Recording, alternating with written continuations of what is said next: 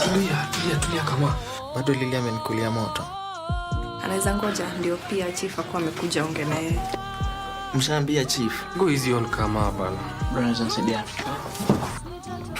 Bwana Yesu asifiwe. Sijui tufungue na maombi. Unatakaje? Mimi naona tu achisha hilo kauzaisha. Aende poe nyumba kwa ploti. Uniambia haya ndio mambo alikuwa amepanga. Imagine amekuja kuniambia to convince Chief Matata wasifanye DNA. Kwa nini? Gaela Tikaya la patrona. Gilda Sambendengese. For the men and women of Safsa, Mambo ni matatu. 1. KBC Channel 1. 2. Saturday. And 3. Rumba.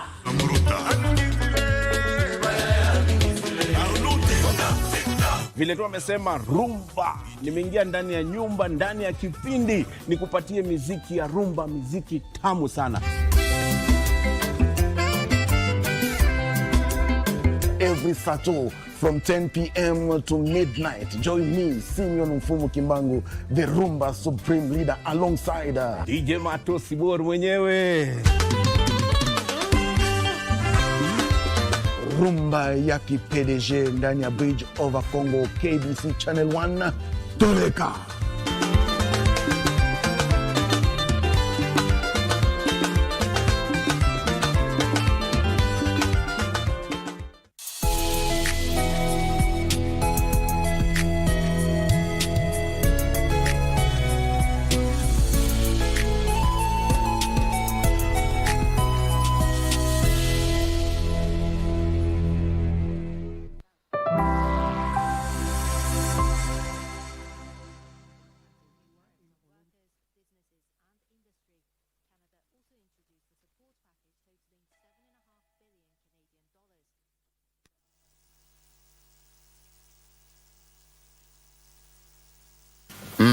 Good morning. It's 20. What's the date today, Mike? 26th. Yes.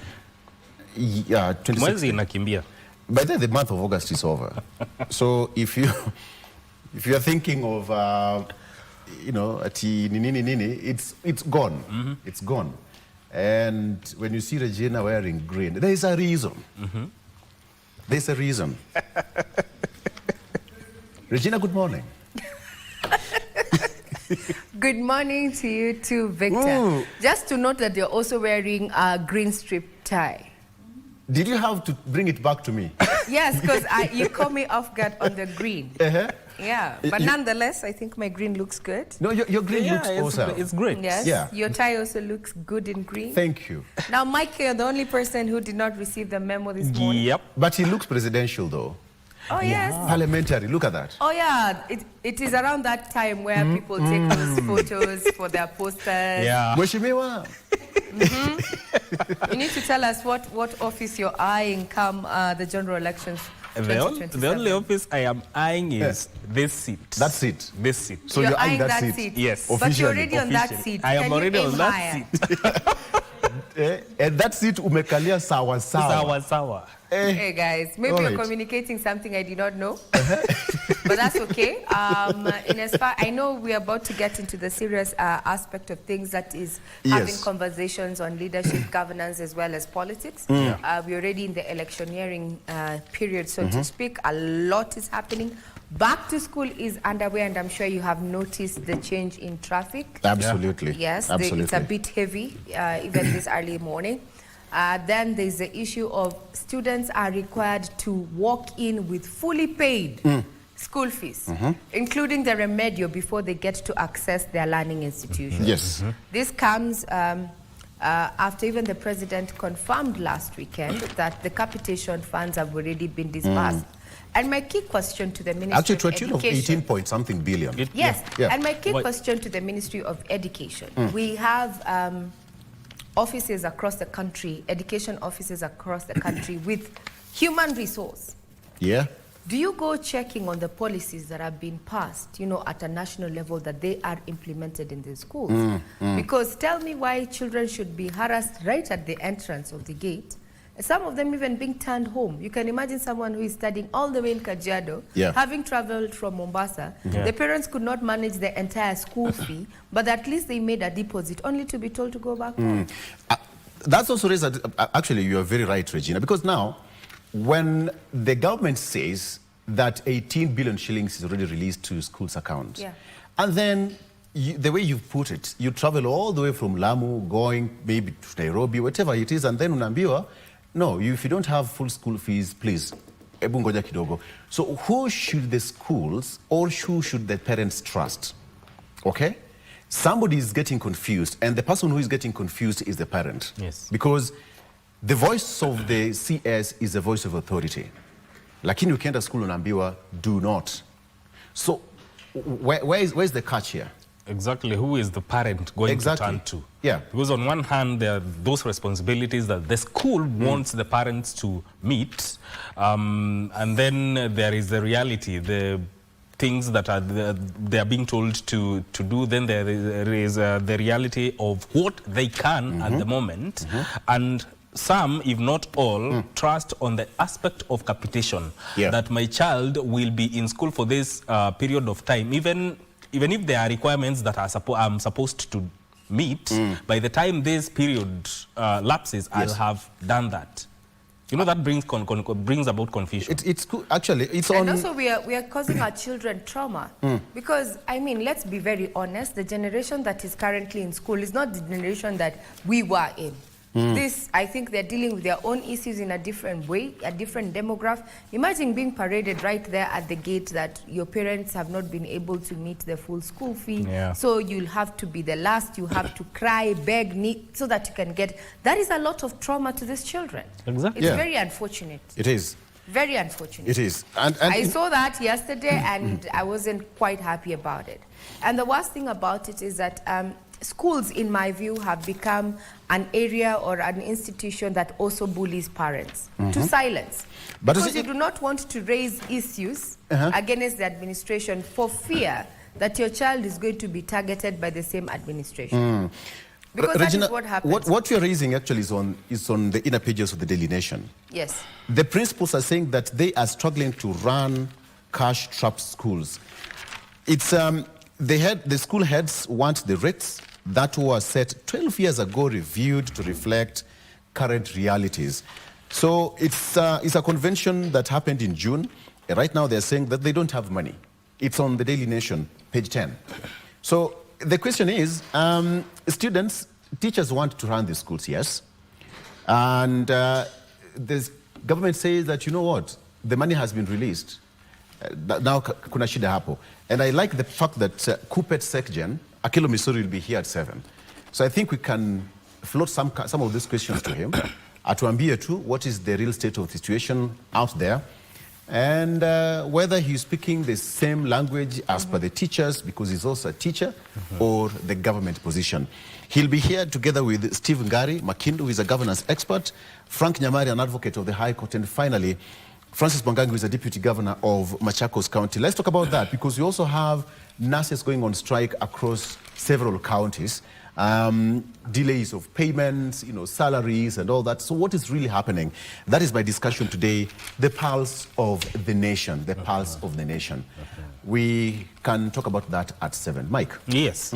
On the Women at the Forefront, we shall be talking to Aniseta Kiriga, who is the founder and program coordinator of Tharaka Women Welfare Program. She will be speaking to us about how they are spearing community-led solution that will drive lasting change. That conversation will be coming to you at around 8:45 a.m. So I implore you to tune in to this live broadcast. Ray? Thank you very much. And on that note, let's get this ball rolling in as far as news is concerned. And where do we start? In regard to stories that have been making headlines. Remember, even as we bring you up to speed with those stories that have been making headlines, we'd also want to invite you to peruse our website, that is www.kbc.co.ke. Now we start off with the president's tour in Narok County yesterday, where the president claims that the opposition leaders have been paid and organized to disrupt and demean government projects being implemented across the country. He was speaking in Narok County during a development tour. Here is Abdiaziz Hashim with the details of that particular tour. President William Ruto kicked off his two-day Narok developmental tour in Olorkurto, where he aimed at the opposition. Unajua wale watu ni wakulipwa, wale watu ni wakupangwa, wale watu ni vibaraka. Wameambiwa ati wakuje wapinge mimi, wapinge SHA, wapinge barabara, wapinge housing. The head of state noted that the said opposition leaders have failed to offer solutions. Instead, they have focused on dividing the country. Hata kama umeambiwa kwenda pinga SHA, usikuje kupinga SHA bila sababu. Usipinge SHA bila alternative. Wewe ambia hawa wananchi, kwa sababu hawa wananchi wanajua. Wale wanatuambia kwamba SHA haifanyi. Hawa wananchi wengi wao wameshatibiwa na SHA. While assuring the country of peaceful polls in 2027, President Ruto stepped up his push for the broad-based coalition.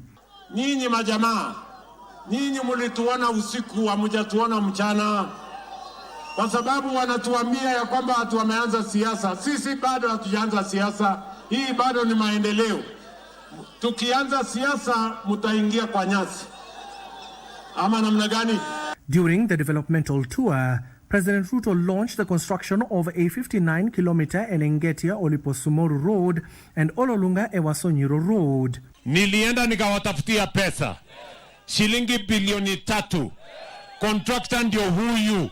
The president confirmed that the tarmacking of Ngwasini Naikara Murijo Road is underway, with 30 kilometers already completed. Kwa sababu itawasaidia kulete yale inputs ya farming na kusaidia nyinyi kupeleka mazao yenu katika masoko. In Narok East, Ruto stated that the construction of the 40-kilometer Suswa Naike-Nkari Road is ongoing, while the Ololunga Sugo Saptet Mulot Road is nearly 60% complete, according to the head of state. The president affirmed that the Narok airport will be ready in the next few months. On the last mile electricity connectivity, the president stated that the government is investing 2.8 billion shillings to connect more residents to power. The president further commissioned the Ololunga market. On Wednesday, President William Ruto is expected to tour Emurua Dikir to launch various projects as he urged Kenyans to support the current administration. Abdiaziz Hashim from Narok County. While that was happening in Narok County, Kamukunji Member of Parliament Yusuf Hassan, alongside a section of Jubilee Party officials from various Nairobi constituencies, including the top party officials and members of the County Assembly, were among leaders who defected to former Deputy President Rigathi Gachagua's Democracy for Citizens Party, DCP. Here is Aidan with the details.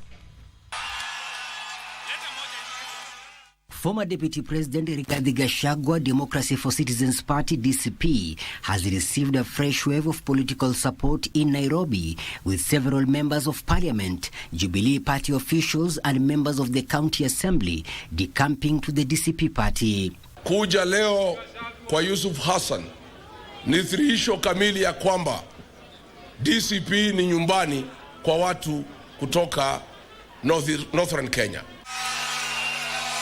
Among those defected is Kamkunji Member of Parliament Yusuf Hassan. Watu wa Kamkunji leo tumeamua tutakuwa pamoja na DCP, tutakuwa na kiongozi wetu Gachagua. Niwaulize, tuko DCP au tuko wapi? At the DCP headquarters in Nairobi, Gachagua presented the Kamkunji MP with a DCP cape in a symbolic show of his new political allegiance. The development comes as Gachagua seeks to strengthen the DCP beyond its traditional support base in the Mount Kenya region. Gachagua called for unity among opposition parties ahead of the 2027 general election, noting that the cooperation gives the opposition its best chance of forming the next government. Gachagua also said opposition parties must maintain fair competition despite pursuing a common political objective. Mimi nataka niseme hatutaki mambo ya zoning. Kila chama iweke candidate pahali inasikia iko na umaarufu. Tutafanya kampeni zetu bila chuki, bila fitina, bila kupigana na watu. Mutasimama na Rigiji. Na ndiposa leo viongozi wote ambao walikuwa kwa vyama zingine wameamua kuja hapa. Ile kura tuko nayo hapa Nairobi ni ya chama ya DCP. It is my commitment as your Secretary General that our nomination will be free and fair. The latest defections signal Gachagwa's continued push to establish the DCP as a national political force ahead of the 2027 polls. Pro-government women leaders have strongly condemned former Deputy President and DCP party leader Rigathi Gachagua, accusing him of making remarks that demean women in the country. Sisi tangu jadi hatujawahi heshimika kama jamii, hatujawahi pewa kazi kubwa kubwa. Sisi wa mama hatuna chama, hatuna ukabila, unaoleka anywhere in this country and even outside. The cumulative effect of these attacks is to create political environment in which women are expected to tolerate humiliation at the price of leadership. Mtu akitusi mwanamke mmoja, ametusi sisi wote, na ametusi kila mwanamke katika nchi yetu ya Kenya. Well, that was what was happening during that particular political roundup, and we shift gears and look at matters of land, where more than 6,000 complaints have been received by the Commission on Administrative Justice, with the Kenya Police and the National Land Commission among institutions singled out over the volume of complaints from Kenyans reaching the Ombudsman. Now, speaking in Nairobi during a high-level meeting with the leadership, 54 government officials on institutions on Tuesday, the Commission's chairperson, Charles Dulo, said bureaucracy, delayed responses, and failure by some public agencies to act on recommendations are frustrating Kenyans. Claims of Kenyans facing numerous hurdles while making a complaint to a government office continue to arise, with the Commission on Administrative Justice revealing that it received more than 6,000 complaints. Our access to information request has moved from a paltry 200 to over almost now 600.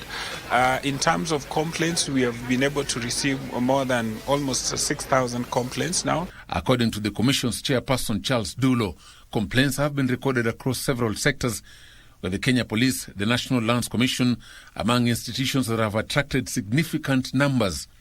A statement from the Commission says in 2025 alone, it received 813 complaints, of which only 228 had been resolved by the end of the year, while 9 institutions accounted for 630 complaints. KPLC, NTSA, Immigration, SHA, and the Pension Department are listed among institutions with high pending rates, with a statement indicating that their pending cases stood at more than 80%. Delay remains the biggest complaint. Complaint yote inatoka kwa any ministry ama department inaonesha kuna shida, na before hata ifike kwetu inaoneshana ilipitia kwa hiyo idara na haikutatuliwa. Kwa hivyo ikifika kwetu inaoneshana kuna nyingi zenye hazijafika kwetu na hazijakuwa zimetatuliwa.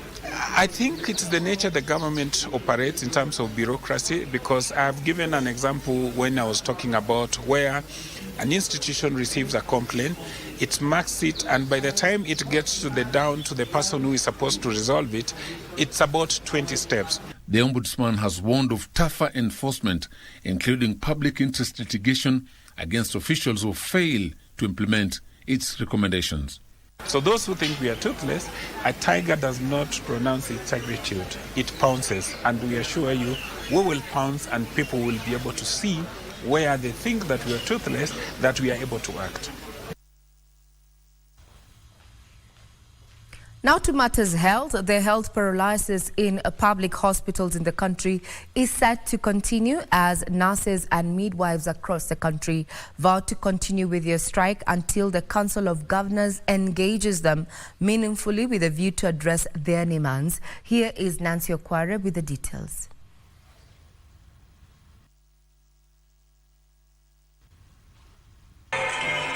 It is 28 days since nurses and midwives across public hospitals across the country began their nationwide strike, and still there is no end in sight.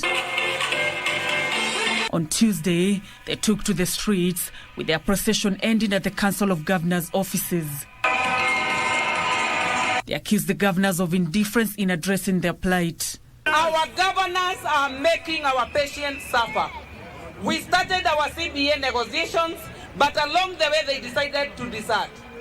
So the reason we are here is because the process is not yet over. Why is it the government of Kenya has neglected nurses? The nurses of Kenya are highly valued outside the country.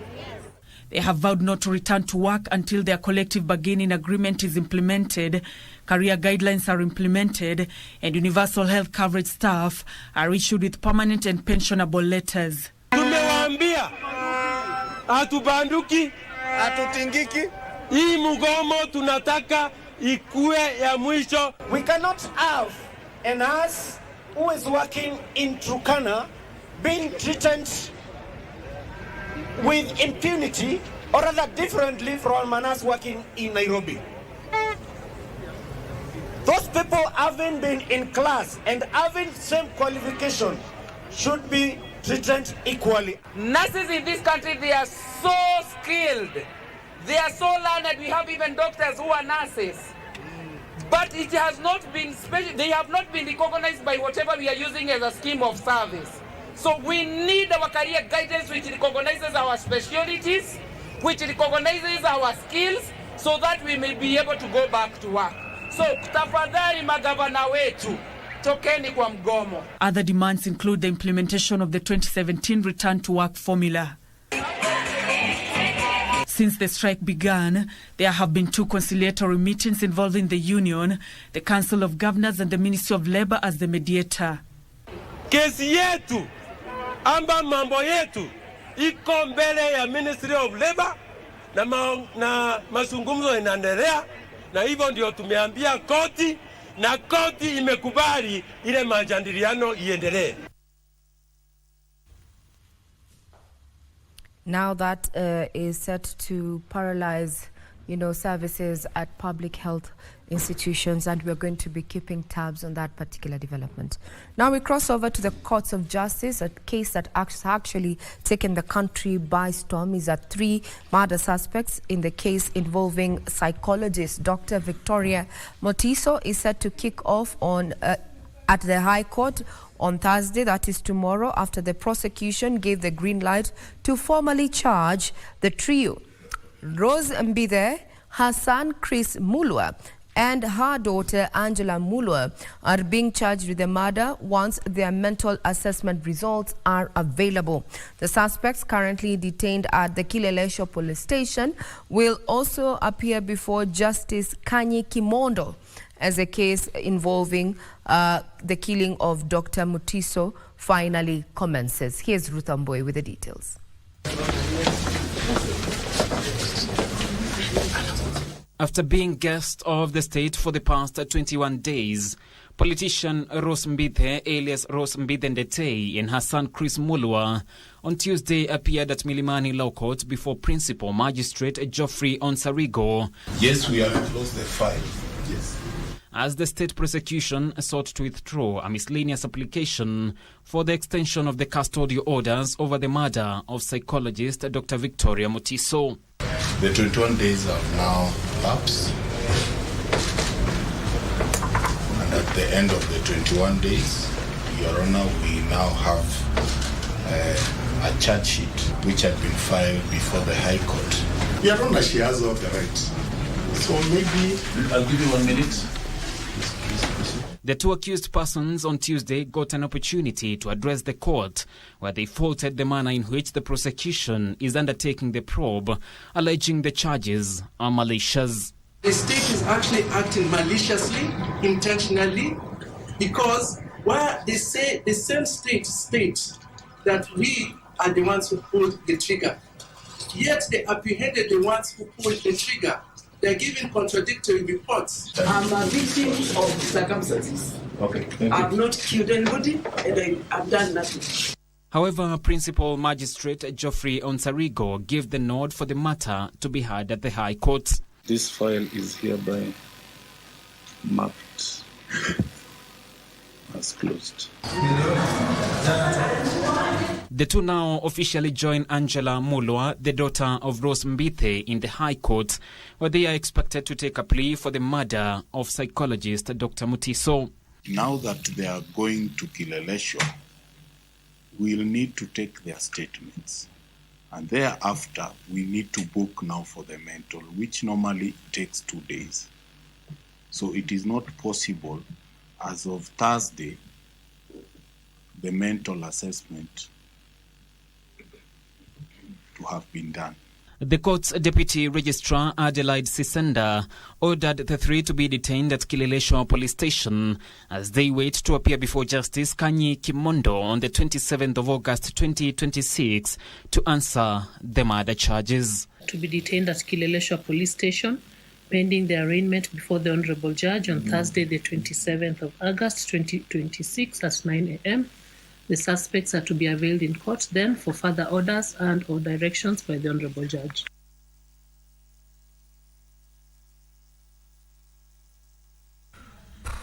Now that matter has found its way onto the front page of the Standard. That's how it looks like. Murder in family. It's a developing story. Come Thursday, you're going to be hearing what the prosecution has to say as a criminal case commences there. Now we cross over to business. Is that improving product standards could help small and medium enterprises access international markets. Singapore's Director General for Quality and Excellence at Excellence Singapore, Choi Cook, says Kenya can draw lessons from Singapore's experience as it seeks to expand its export base. We're speaking in Mombasa during the Singapore Africa Workshop on quality infrastructure. Cook noted that the standards will help Kenyan businesses reduce product defects to meet the requirements of buyers in the international markets. The discussions were taking place during the ongoing 32nd Africa Organization for Standardization General Assembly, where African standard bodies are exploring ways of strengthening quality infrastructure and facilitating trade. That SMEs will have to bear in order to adopt standards and in order to achieve conformity assessment requirements, because they really have to show proof that they have adhered to the standard. Rather than just looking at it from the cost perspective, we think it's important to help businesses, see how it can help them address the needs of the buyers, the needs of the regulators, and the value of what the standards can bring. We have been having these conversations on how each of our countries should invest in terms of conformity assessment, how we should invest in laboratories, how we should invest in systems that work. So we have frameworks that will support this, and we believe the implementation of the African Continental Free Trade Area will only be a reality once this happens. Well, that effectively puts the matters in the headlines to a stop, so to speak, but it doesn't mean we're done and dusted here on Good Morning Kenya. We have a lot ahead in as far as our broadcast is concerned, including candid conversations with our guests, as well as a panel that is going to be coming in to discuss matters of politics, as well what women are doing in their various capacities under women in the forefront. Stories that are developing is that we're having the standardization conference that is currently underway in Mombasa County. KBC Channel 1 is a media partner, and we're expecting that we're going to have its actually broadcast live tomorrow, where President William Ruto is expected to actually grace that particular conference. Remember, Kenya is looking to emulate what Singapore did to get to the similar Singapore notion that we have. That puts a cap on matters in the headlines. Be sure to visit our website, as I mentioned, www.kbc.co.ke. But for now, I leave in the capable hands of Victor Law for the next set of programming. I'm Regina Manyara. Have a pleasant day ahead.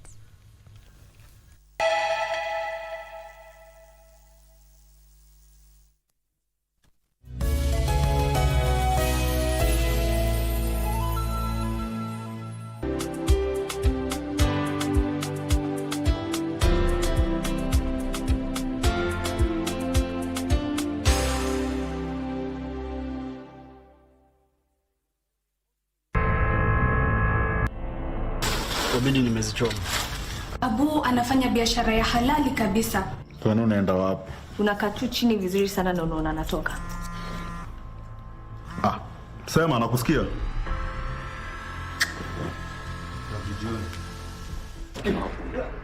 Nalipa na ruhusa kufanya vinavyofanya. Hiyo silver uliketi kutoka kwa nani? Mama kuacha mambo mingi. Tutapea ni trust. Dereva na one man crew walikuwa nayo wamepotea. Why? What happened? Nimemuitisha pesa akaanzisha vurugu. Tunashuku hiyo mwili ilikuwa imehamishwa from the actual scene of crime. Hii kwenye mkulima. Tunaangazia jinsi ya kuwalea vifaranga. Wakulima wale wanapenda kwenda ile chakula bei rahisi. Unasiaga tu mahindi, unanunua chenga, unachanganya. Wewe unakuta mapato yao, mazao yako chini ukilinganisha na. Ndio maana inasemekana if you want to do commercial, feed commercial. Ungana nasi kila Jumamosi saa 10:30 hapa KBC Channel 1 kwa mseto kamili wa kilimo.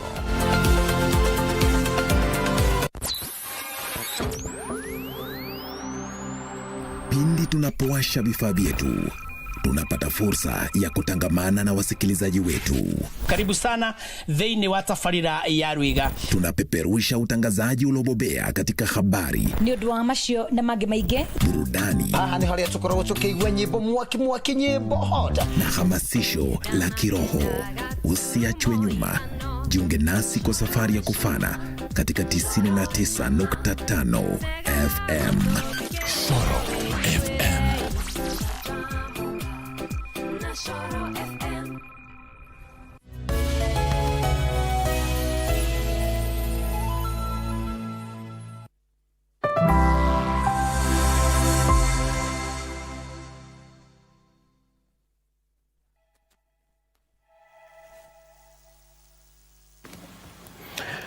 Great. Welcome back. It's now time for us to get to the politics. Today being Wednesday, it's a viewpoint, and we're getting to the discussion shortly. And today I want us to talk about the issue to do with the pulse of the nation, where we are right now as a country. Let's talk about the constitution. Let's talk about leadership and accountability. Let's also discuss the matters to do with democracy and institutions. Let's talk about the economy. Let's talk about education, matters that are of great concern to this great republic. Today being the 26th day of August 2026. But before then, before we start the discussion with my guests, let me take you through the front page of my local dailies. I have 3 newspapers here, The Standard, The Daily Nation, and The Star. Let me start with The Standard. Murder in the family. That's what's on the front page of The Standard. Murder in the family. That is what is there. Okay, there you go. The Standard reports that Professor David Ndetei, a renowned mental health expert, never anticipated that his family would be ripped apart by what is turning out to be a bitter property dispute. 2 murders, 1 bitter family feud, and a 1.5 billion shillings land war. The killing of Dr. Victoria Mutiso has ripped open the family's darkest battles. With allegations of betrayal, revenge, and a deadly property fight now spilling into court. Investigators are now probing whether her murder and the earlier assassination of lawyer Matthew Chalo, that is Mbobu, are connected, while the suspects are also fighting back, claiming that they are being set up in a long-running battle over the land. That is what is here, a mother and her 2 children, on the front page of The Standard. Very quickly, on the inner pages, there is a question here, and Vasti's bare cost of Ruto's failed funding model as Freshers report. Okay. More than 200,000 first-year students will join public universities this year. And the admission come even as proposed education financing changes are yet to receive Parliament's approval. Now, in this case, public universities are set to shoulder the financial burden of more than 200,000 first-year students joining institutions this year as President William Ruto's university funding model struggles, according to The Standard. And we have it here. Our good friend, who has been a good guest of this show almost every Wednesday, that is Wilson Sossion, has been cleared by MPs MPs Claire Sosion, Lentoijoni for TSC commissioner roles. Congratulations to Mwalimu Sosion. His role has been here mostly on this set on Wednesday. And former Kenya National Union of Teachers, NAT, Secretary General Wilson Sosion, and Teachers Service Commission TSC Director of Staffing Antonina Lentoijoni have been approved by the National Assembly Education Committee to become commissioners of the TSC. If endorsed by the whole House, the two will be poised to assume the positions. That is a good job, and congratulations to Mheshimiwa Sosion. And of course, he's been here several times with the Mheshimiwa Deputy Governor of Machakos, Francis Mwangangi, going head to head, and he's now a commissioner. I hope one day you'll be here once again with you, Mheshimiwa. Good to see you. Thank you. All right. You'll see his face very shortly. But then, moving forward, there's a back-to-school rush that fades high cost of living bitter harder. That is what I have here. The story of tragedy of bitter divorce, prime property row, and 2 city murders. Now, that's the story of lawyer Chris Mulwa and his mother, Rose Mbithe, as well as lawyer Angela Mulwa, who appeared in court yesterday for their hearing of the case. Okay, very quickly, on the front page of the Star, Gachagua State House bid jolts Kalonzo and Sifuna. Rigathi declares he's running for president, says that he's not just a mobilizer. He said that he's not a kingmaker, but he is the king. Okay, that story continues on the inner pages. But even that, Ukombozi People's Party, is this Edwin Sifuna's new home? Okay. Is this Edwin Sifuna's new home? Remember, there is a case, a little bit of some dispute with the registration of the political parties where the name Linda was allegedly registered before that. So there is a bit of some back and forth, but we hope it will be sorted. Again, still on the front page is Winnie steps back as Raila Jr. is endorsed to run for Kibra MP seat. Again, Mheshimiwa, your friend, Mheshimiwa Orero, is going to get some race in Kibra. Yeah. Back to school costs hit parents as families fade tough economy. That is what's on the front page. And again, the story of the family of Angela Mulwa, Rose Mbithe, and Chris Mulwa during their arraignment yesterday. And finally, Sifuna's choices. More or less the same thing on the front page of the Star. Sifuna's choices. Names of party officials filed with IBC by October 30th. That is as per the Constitution. The opposition movement led by Nairobi Senator Edwin Sifuna yesterday obtained orders from the political parties dispute tribunal halting registration of Linda Mwananchi as a party by any other group pending a determination of its application. But with the electoral timelines fast approaching, the breakaway ODM faction is reportedly scouting for an alternative party in case it loses the illegal battle. That is what is on the front page of the Daily Nation. And there are options here, as illustrated by the Daily Nation. One is the United Democratic Party, set for rebranding to Ukombozi People's Party. Then we also have People's Renaissance Party, that is PM. And finally, United Patriotic Party, UPM, the three which have been illustrated by the Daily Nation. So whether that is going to work for him or they are going to get that clearance by the Registrar of Political Parties, Parties Dispute Tribunal, will be a matter of wait and see sometimes later this week. Okay, so schools empty as learners among fighters in Narok and Kisii clashes the border. It's been going on for a very, very, very long time. So that is what is happening here. And yeah, let me now introduce my guest. Mheshimiwa, Deputy Governor Francis Mwangangi, Deputy Governor of Machakos, is here with us. Mheshimiwa, good morning. Good morning. You are well? Trying. You're trying? Yes. What? You should be okay. You look strong. Personally, I'm okay. Physically. But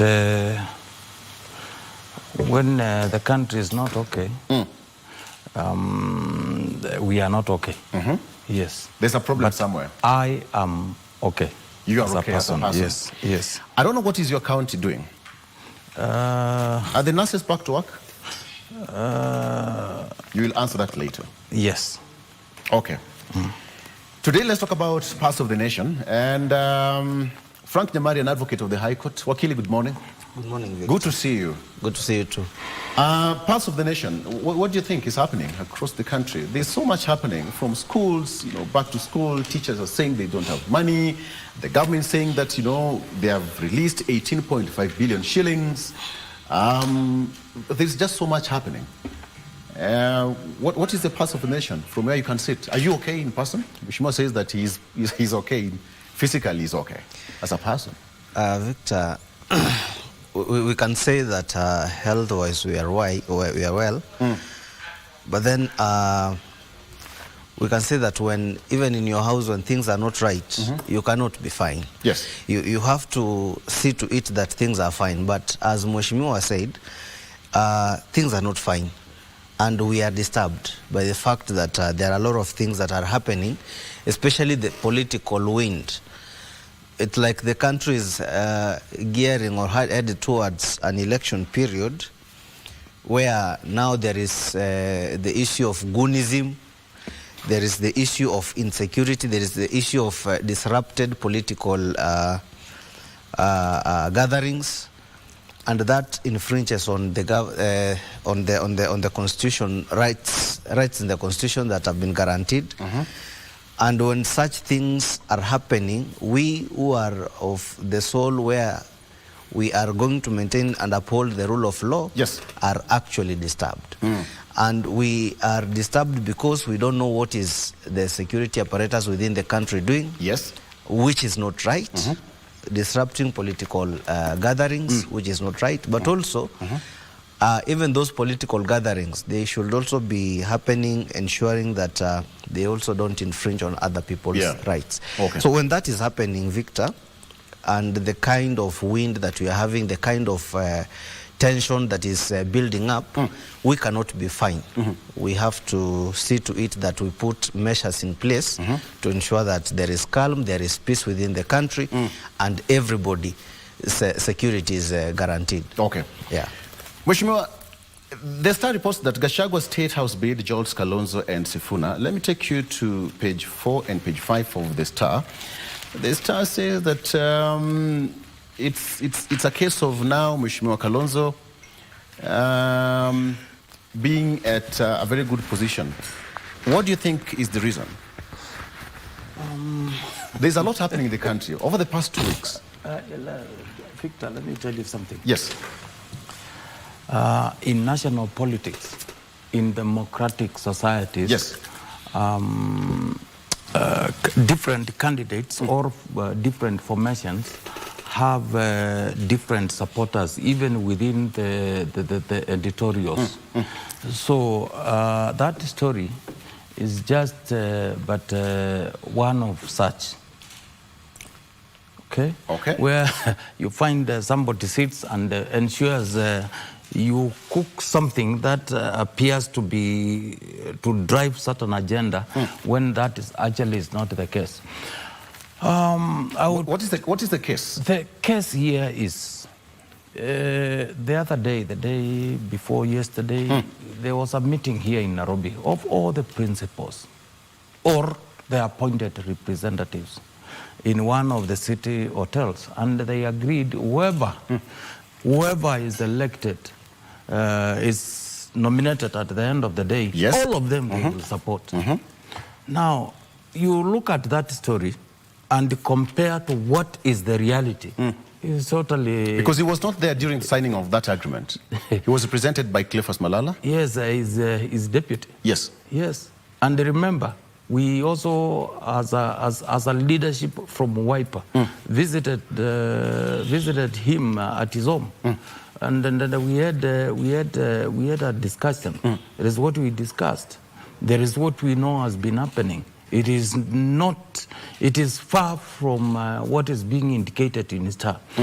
And I don't blame whoever came up with that story. Because in politics, you expect such things, such undertakings. They are there to advance the agenda and make sales. But not at the expense of speculation and propaganda. Yes. What is the real situation? Because now when... The real situation is simple.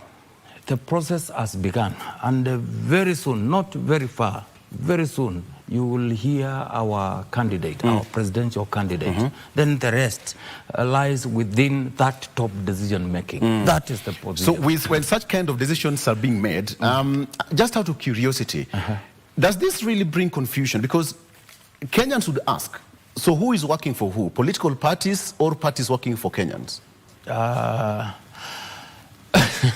Political parties obviously are public entities. They are supposed to work and advance the agenda of Kenyans. Coalition building, Victor, is a serious business, and is not an easy matter.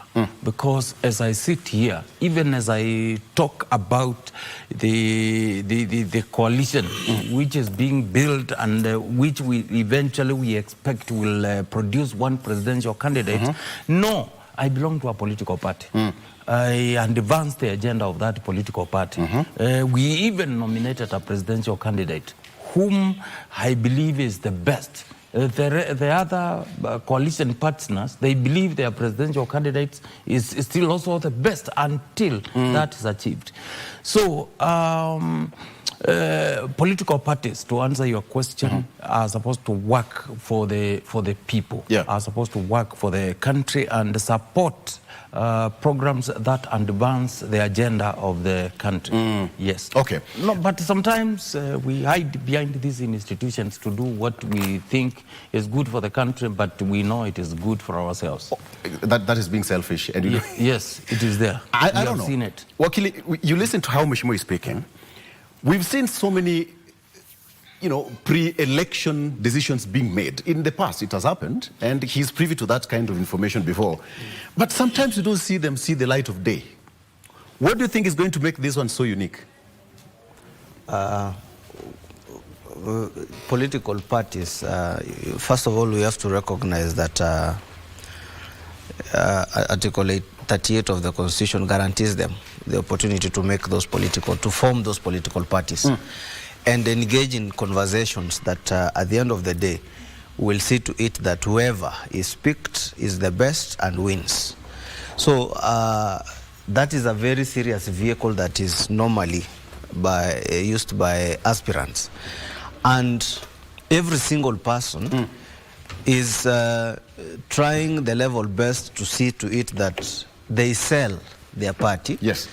They bring their candidate out as the best, so that in the event a coalition is formed, it garners the most support from all over the country. Now, most decisions have been made, but you realize that those decisions are based on the best interest of the individuals making them. Yes. Not actually the public. And if the public is involved, then in a very, very less percentage, that is when now we see such statements being made. But there's something I like. Mheshimiwa Gachagua said that mashindano ni muhimu. Na ni vizuri waweze kufanya nini? Washindane. Yes. Na akaenda akazidi akasema hapa Nairobi DCP itafanya nini? Itashinda, which is a good thing. Yes. And that is how it's supposed to be. Such that any person with a political party must or should be in a position to do what? To come out and sell their party. But we ask ourselves then, what is the impact of so many parties in a single place? We have to look at it critically, or rather they have to look at it critically and be able to see which options they have. Okay. But then the promises they make before the coalition is formed is something that any other person can do. Yeah. That you have to go out, sell your agenda, convince people, come out as the best, so that you are able to garner the most support that you can be able to garner. Okay. Yes. Allow me to ask you this, Mheshimiwa. Can opposition leaders put their personal ambitions aside and just say that they are going to support one presidential candidate? How possible is that? Because it's going to be a boardroom affair. before they come up with one candidate? First and foremost, I want to remind our viewers that we have only one presidential seat. As much as they are, that several, almost 10, at the end of the day, whether we like it or not, whether they go to ballot box or not, Kenya at any given time will only have one president. That fact, they are fully aware. Now, what they signed commits all of them to that fact that we must, first and foremost, we recognize all of us are equal. Any of us can be president. But at any given time, is only one. And the mission ahead is so critical that the country is bigger than all of them. In fact, there is a statement in what they signed saying Kenya first. So if that is the case, it is possible for any of them to show his or her ambition for the sake of Kenya. Yes. Let's welcome Steve Ngari Makindo, who is a governance expert. Karibu sana. Asante sana. Traffic in Nairobi inakuanga hivyo. Hata si traffic. And an earlier assignment that took longer than I anticipated. An early riser. Yeah. Karibu sana. Okay. I'm here. Karibu. Good morning. Good morning to you too. So you are just joining us with Mheshimiwa Deputy Governor of Machakos and of course Frank Nyamari, who is an advocate of the High Court. Let me ask you, based on what you can hear, the principals on the United Alternative Government, I beg your pardon, signed an agreement 2-3 days ago in Kiambu. What do you make of that moving forward? There has been a raging conversation. Yes. In the United, what they are calling United, in my view, is not a united opposition. That they are going to field one candidate. But looking at that meeting, you could tell it's a meeting of lightweights. Meeting of? Lightweight. See heavyweight? No, there's a difference between a lightweight and a heavyweight in boxing. Okay. Or let me say featherweight. You would see it's a meeting of featherweights because... Are you trying to say Kalonzo Musyoka is a lightweight or a featherweight? Kalonzo Musyoka was a heavyweight of yesteryears. But if you look at today's ratings, we've seen very high ratings going to Sifuna.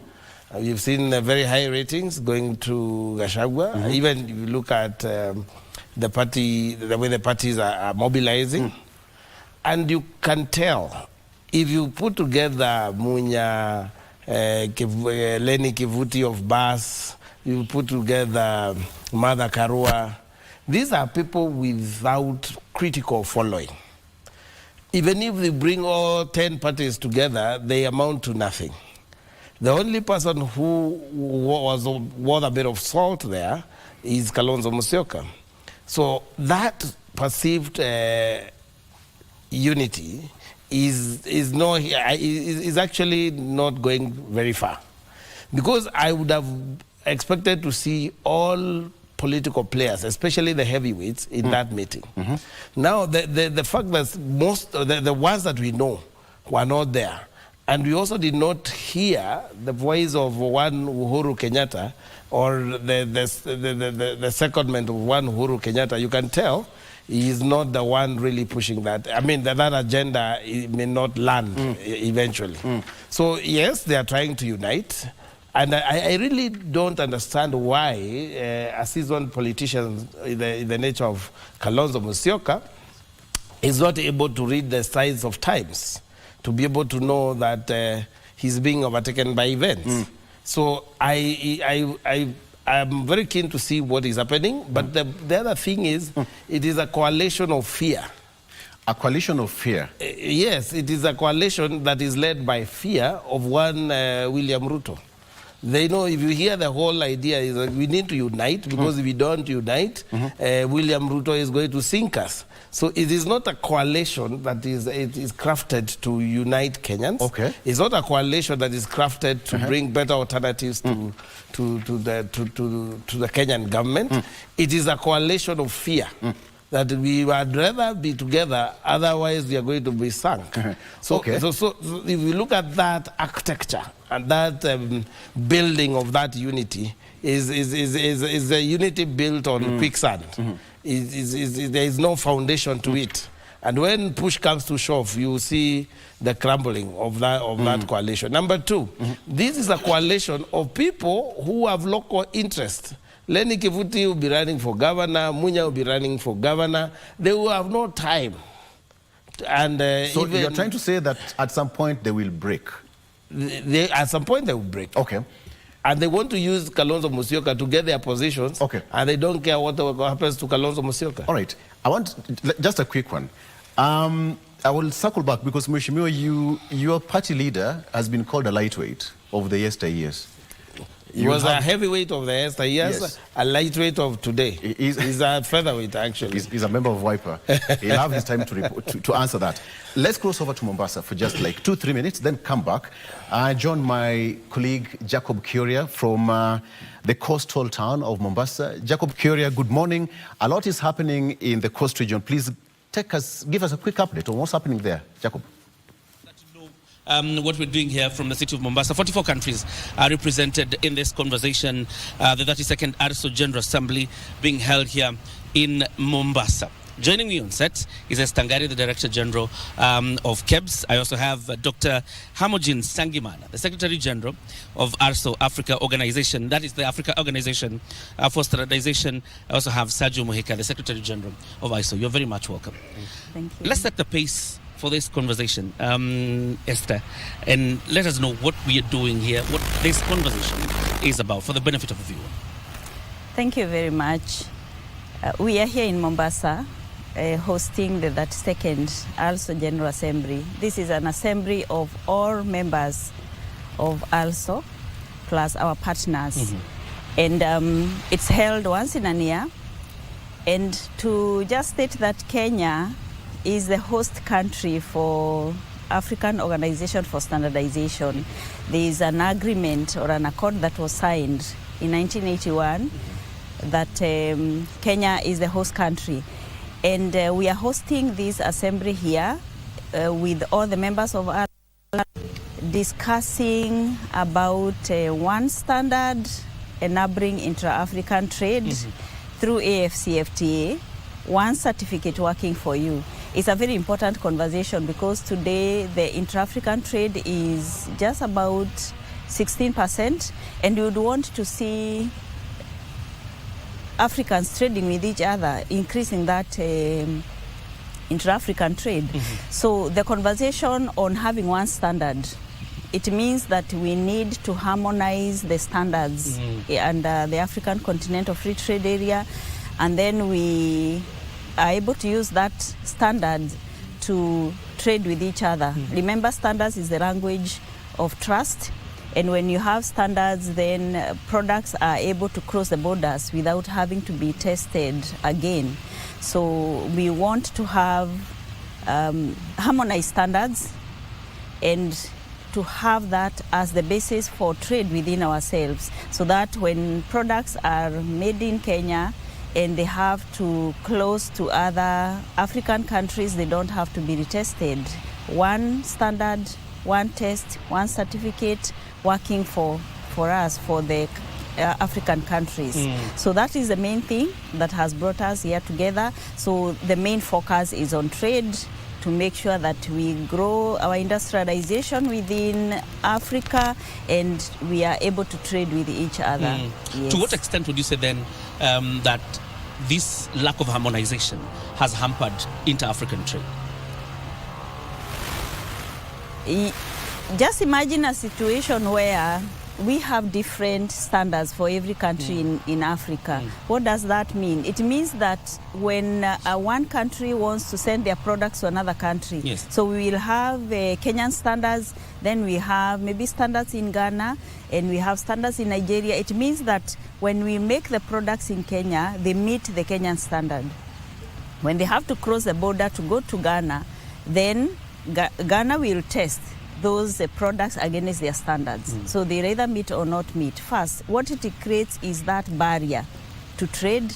It also makes trade very expensive in terms of the testing, in terms of the products may not meet the standards for the next country, and therefore there is no free flow of trade. And I want to give a very good example of the East African community.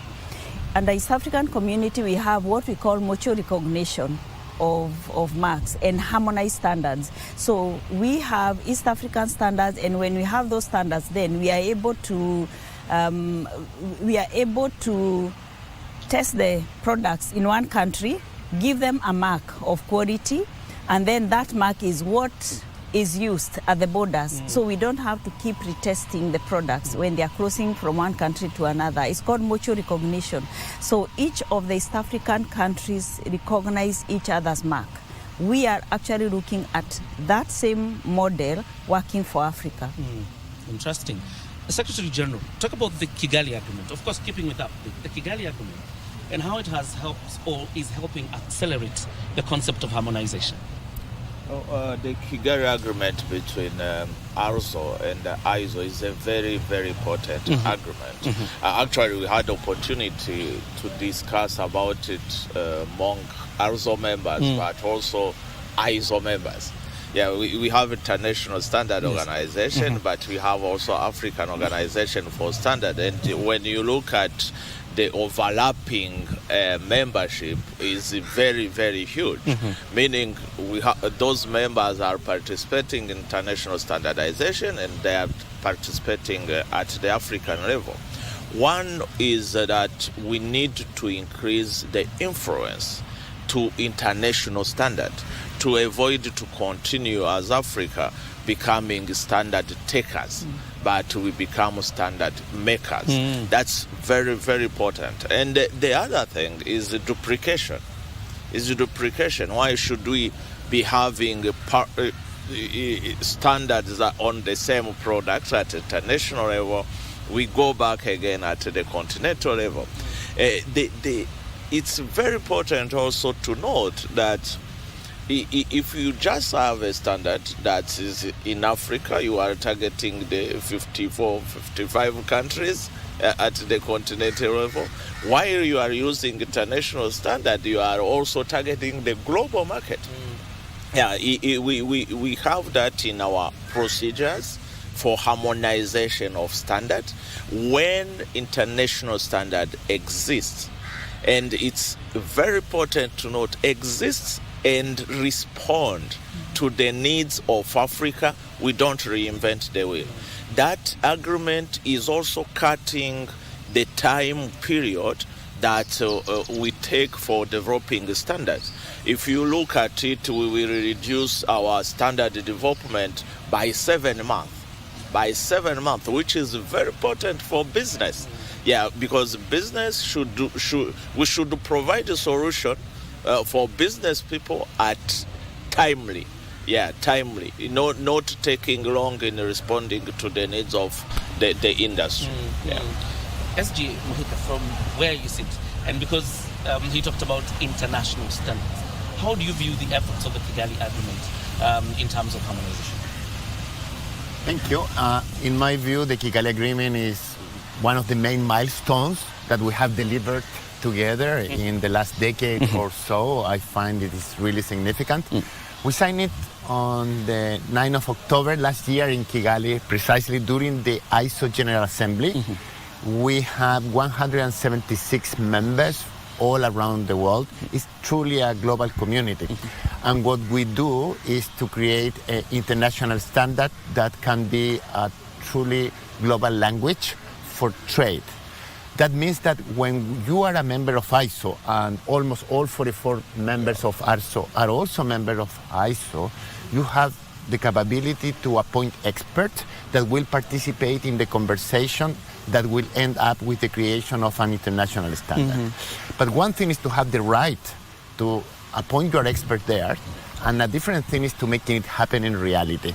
And as the World Bank has discovered in the World Development Report, there is a lack of participation of African countries in international standardization. And this is exactly what we want to address with the Kigali Agreement. We combine our forces to officially mutually recognize our standards, or even more, to co-create standards. So we have harmonized our procedures so we can co-create standards to have one single standard that will apply at the global level, also at the African level. Okay. Dr. Esther, how is Kenya aligning its standards to the framework of the Kigali Agreement? You're the one in charge, you're the one leading the process. How are we aligning those standards? No one country can stand on its own. And standards are basically the basis for trade. So as a Kenya Bureau of Standards, what we have done, we are focusing on adoption of international standards. And we don't just adopt international standards. First, they have to be market driven. We also have to make sure as a country we are part and parcel of that process of development of standards. So we participate actively in the standards development process at the international level, ISO, being members of ISO, being members of IEC and Codex. So we participate in the standards development, and therefore we are not takers. So I would confidently say first, Kenya is not a taker. We are part and parcel of the process of standards development. And what that does is that whatever gets into the standards has the voice of Kenya. And it helps us in terms of when now we are implementing, the standards speak to what the country wants. And we are able then to adopt. So we have been focusing on adoption of international standards. Our current catalog is about 65% international standards. Apart from international standards, we also have the African region standards at the continental level. We have been focusing on the process of harmonization and adoption of the ISO standards. And this is in line with the trade, the intra-African trade. We want to be part and parcel after the AFCFTA agreement was signed and implementation was rolled. We want our traders to access the bigger African market. And for the East African community, we have also been part and parcel of the process of development of those standards, harmonization of the standards, and we have been trading, and it has increased the level of trade. What we have done now as the member that drives the standards development is proposing the upgrading of East African standards into African standards. So that then we don't just look at the smaller East African market, we have a bigger market in Africa. So we upgrade those standards, they become African standards, and therefore Kenya is able to have the bigger market. Our traders, our SMEs are able to access a bigger market. Yes, in Kenya. Secretary General, how does ARSO engage industry players? I mean, there's a big conversation.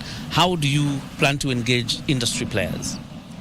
Sorry, it's not even at the level of planning. If you look at the theme of this event, one certificate working for you, we started a program, what we call Africa Conformity Assessment Program, where companies, it's a reality. We have now 359 products across Africa that have ARSO quality mark. What does it mean?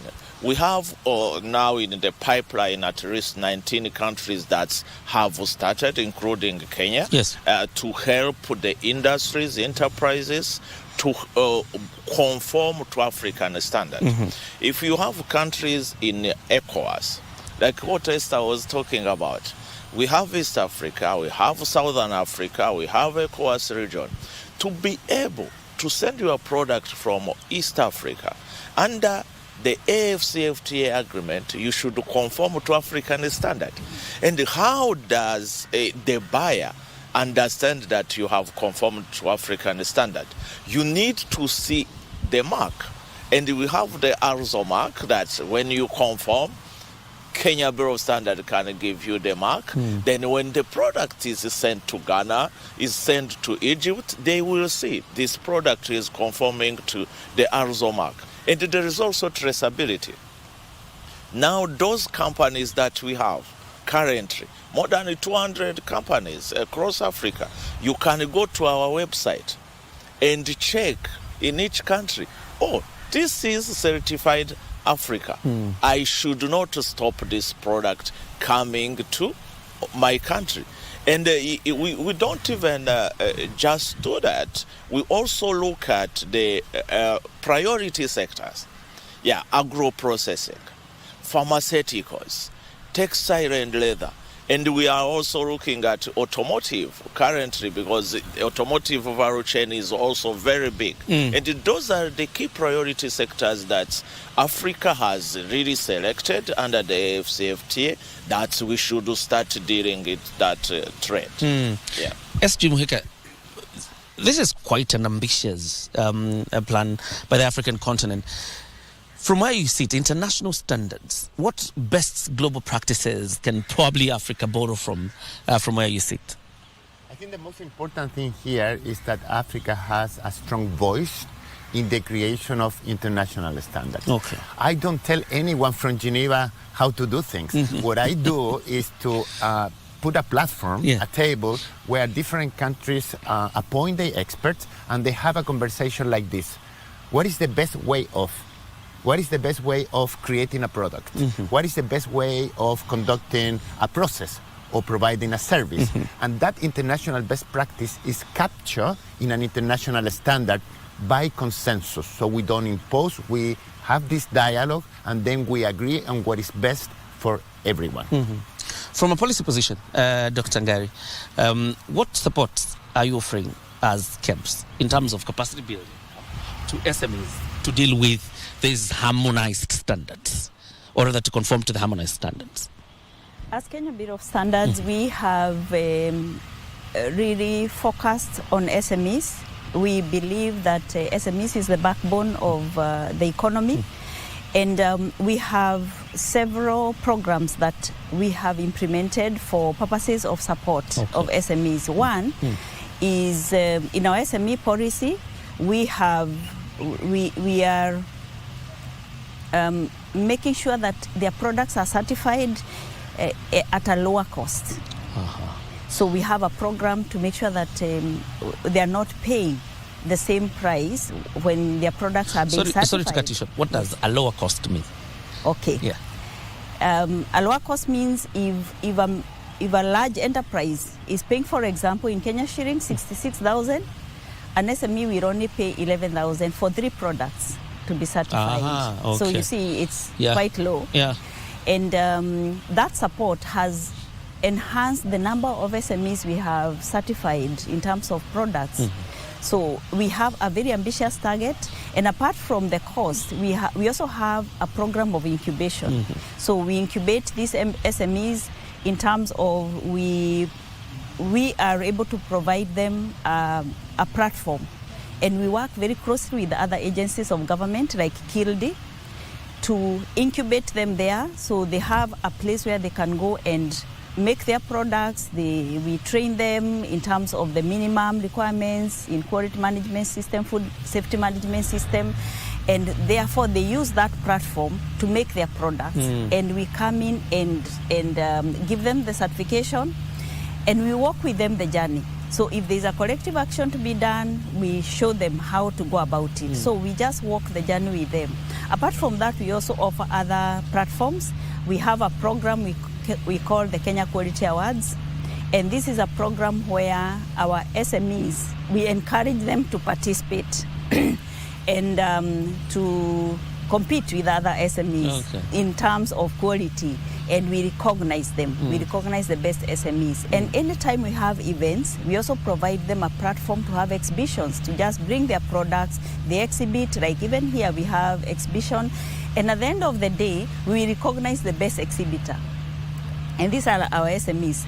And when you get the certification of your products, you get that S mark or the African quality mark, your products then can travel without any further testing. They are able to get a bigger market, not just the Kenyan market.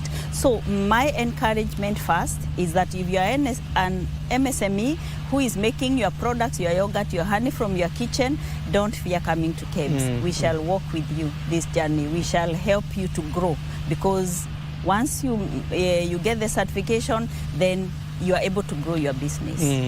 Okay. SG, even ratifying the African Free Continental Trade Agreement for some African countries was a problem. There was a sense of dragging their feet in terms of ratifying that. So in terms of harmonizing and aligning these standards, what obstacles exist that is continent-wide as you try to push this through? The main obstacle is that the concept that African countries we have been dealing with is payment for standard development. While in developed countries, the standardization is driven by industries. Meaning the industries, they pay actually for the process of standardization. While in Africa and many developing countries, the government is the one pushing for having a standard for protection, because the government will do that because you need to protect your people. And when now you have that concept as if you are paying the expert to come, you should look at the sources of that issue. It's because we are not industrializing at a good pace where the industries, they should be seeing the value of now coming to KBC directly, coming to another Bureau of Standards that we need these standards. We are ready to sit as experts and develop this standard. That is the main issue, but it's changing. If you look at the countries that are here, and you look back 10 years ago, we had 14 countries sitting. You can raise your mic a bit. Yes. Sitting in these meetings, but now today we have 40 countries sitting in the technical committees, moving things forward, and in areas that you cannot imagine. I talked about pharmaceuticals. I talked about automotive. There is no one else doing that. Is African expert that we are seeing today. Meaning the game is changing. The issue of the cost of standardizing, once it's reduced as one of the burden of the Bureau of Standards, once the program of industrialization that we have at the African Union level are really implemented, we will move the standardization at the continental level. That is the main problem. All right. Yeah. There are technical barriers to trade. How can ISO help Africa to overcome those technical barriers? That's a very important point. Actually, when we had our General Assembly last year in Kigali, the request we received from the African Union and also from the Secretariat of the AFCFTA is to support the process of harmonization of standards here.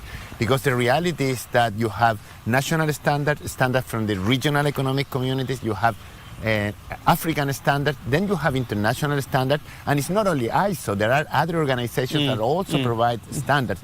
So that can be very confusing, because at the end what our exporters want is to comply with the standard, with the relevant standard, but they need to know which one, and hopefully to have only one.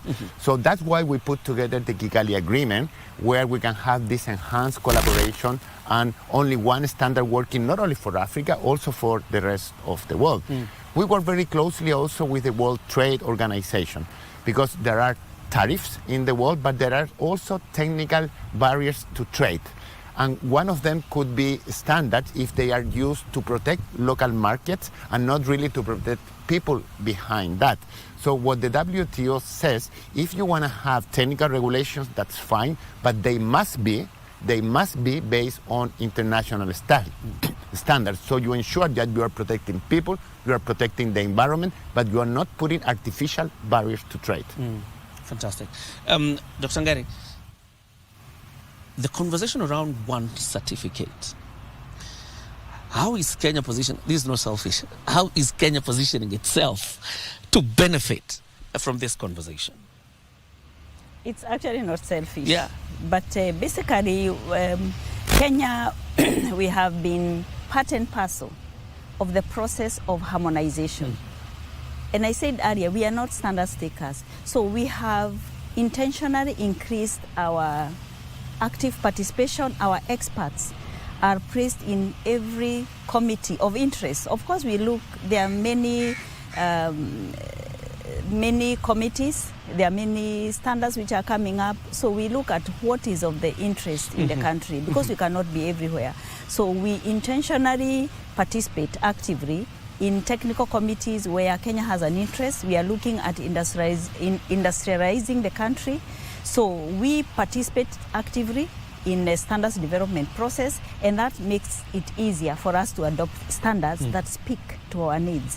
So we have placed ourselves very strategically as a National Bureau of Standards. We are at the forefront in terms of if it's governance at the ISO level, if it's governance structures at ALSO level, we are part and parcel of that process. So that when decisions are being made, the Kenyan voice is there. So we have harmonized more standards and adopted more harmonized standards, and we are intentionally adopting more and more standards. And of course, I want to state that before, standards were being viewed as just technical documents. But now we are looking at standards as actually the passport for trade, because without that harmonized standard, a product will not cross the borders. Without that one certificate being given, then products will not, our traders will not be able to sell beyond Kenya. And we want to encourage our industries to also conform and get certified the products that they are making, so that we can be able to have our products access more markets. SG, Africa has a bulging youth population.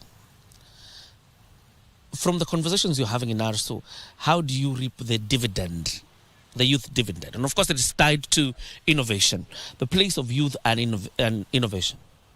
Yeah, in the last 13 years, ARSO has started a program, what we call continental essay competition. It's targeting the youth and at the university level. They participate in issues of the innovation, what standard can do for them.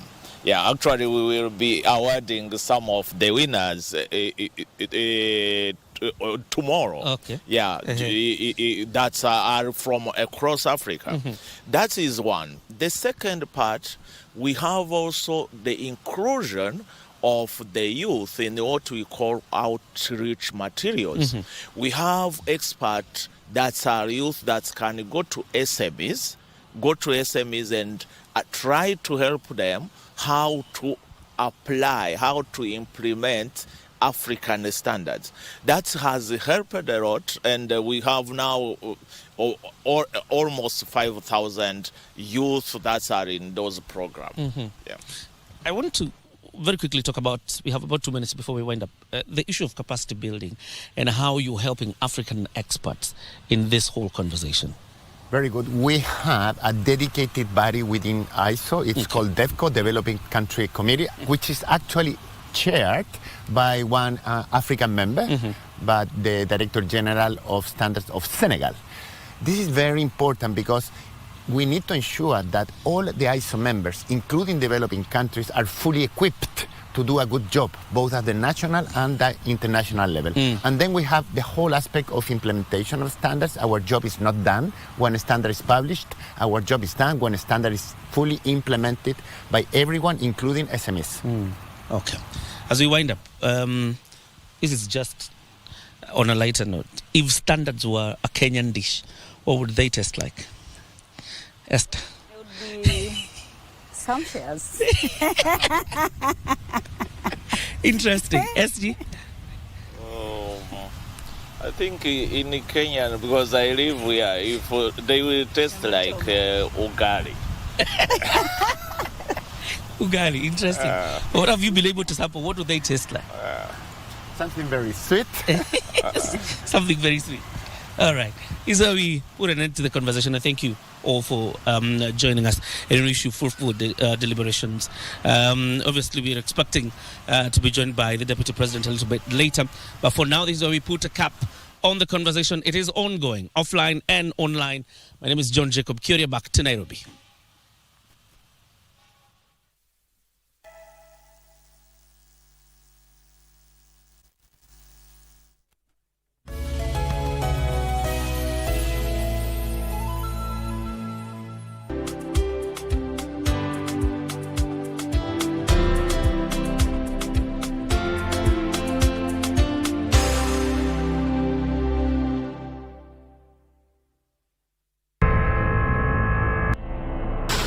Nimezichoma.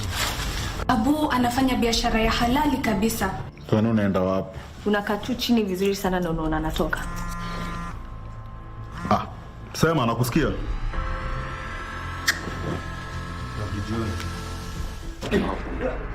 Nalipa na ruhusa kufanya vinavyofanya. Hiyo silver uliketi kutoka kwa nani? Mama kuacha mambo mingi. Pia ni trust. Dereva na one man crew walikuwa nayo wamepotea. Why? What happened? Nimemuitisha pesa akaanzisha vurugu. Tunashukuliwa mwili ilikuwa imehamishwa from the actual scene of crime.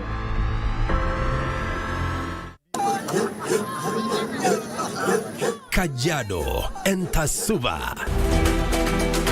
Ni habari njema kwa wakazi wa Kajiado. Burdan tunayo. Nosim FM sasa inavuma kupitia masafa yetu mapya ya 105.7. Kitabautwa County Olkejuado. Pata uhondo na burdan kemkem kwa lugha unayoienzi ya Kimaa. Ukiwa na Manga, Rongai, Mashuru, Kitengela, Ilbisil, Kiserian, Ngong au hata Isinya, stesheni ya Nosim FM inakupakulia mambo yote kupitia 105.7. Ni mwamko mpya na Nosim FM 105.7 Kajiado County. Nosim FM Osimlino.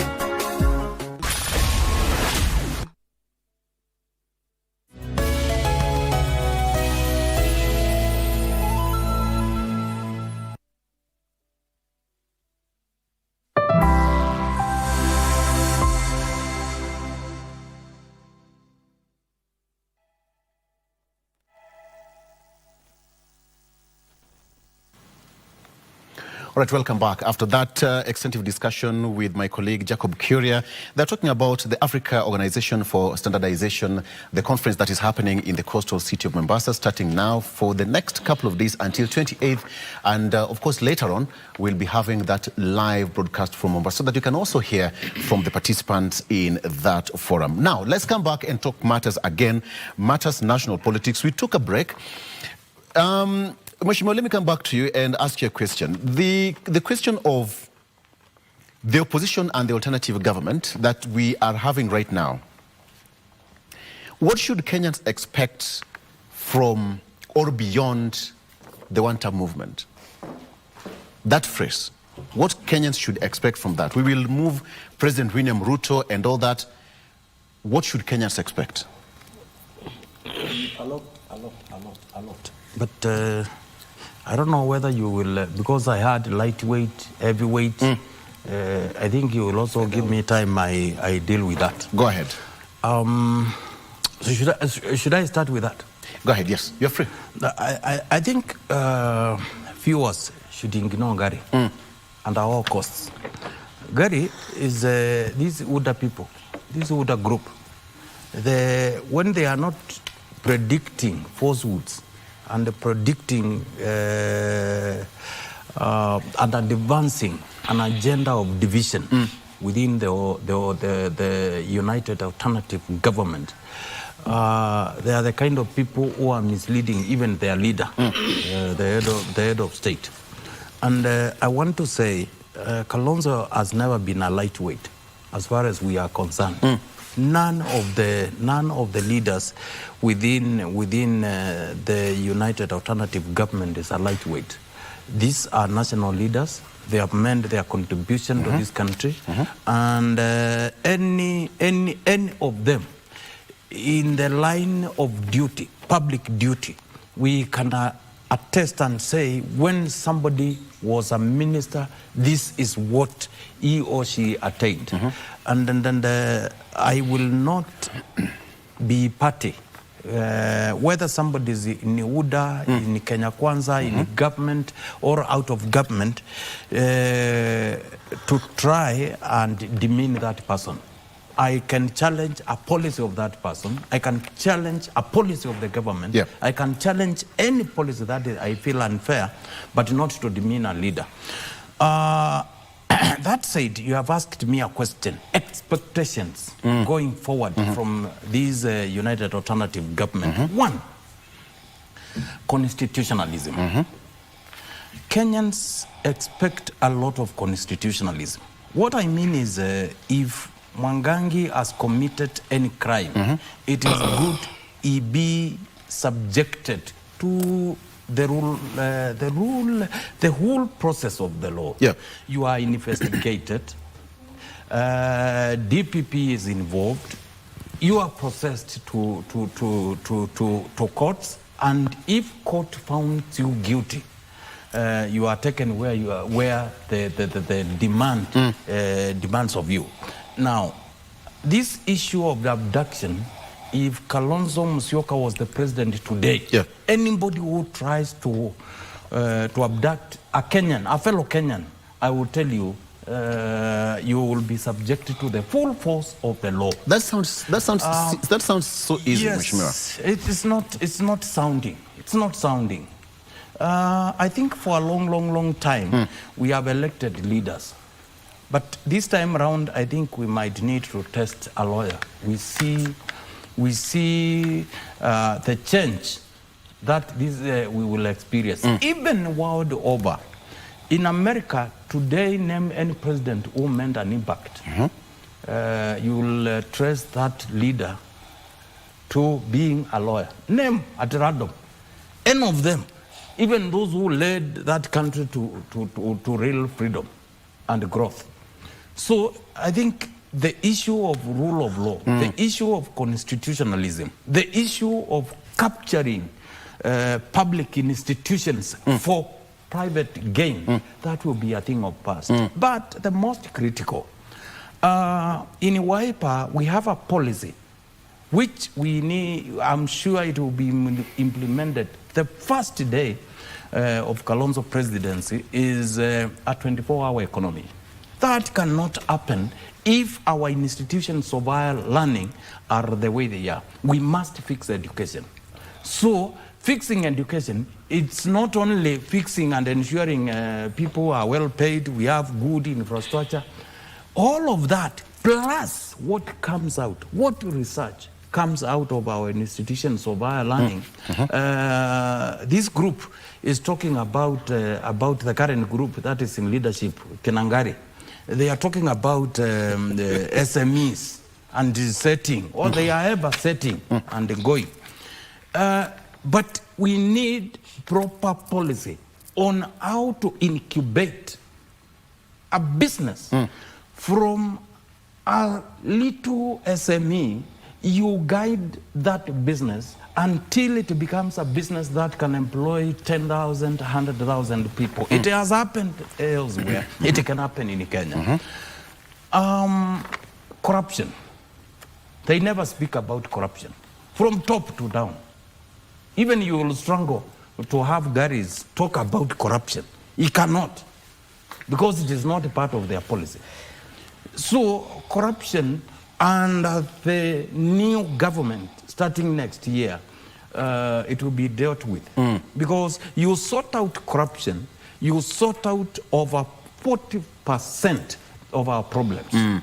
Because we loot our resources, which are supposed to facilitate for quality public services, and then we facilitate private gains.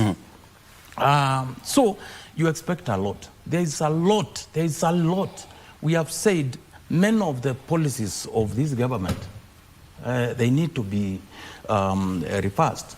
For example, high taxation regime. I can name not less than 10 international companies that have shifted operations from Kenya to other countries. But it seems from the way you're speaking, is true. If the United Opposition gets into power, yes, you will undo almost everything that the current regime is undertaking currently. Yeah, because it is hurtful to Kenyans. Then what will be the alternative? What we are saying alternative is what I've explained to undo. Just listen. To undo. Just listen. If it is a question of housing, for example, yes, instead of burdening Kenyans with more taxes, build an environment where even our pension funds, even our circles can invest and achieve the same objectives, but differently. Okay? Now, the way it is at the moment, you are hurting everybody, increasing poverty into this country. So how would it be affected? For example, the affordable housing is from the taxes and from the salaries and all that.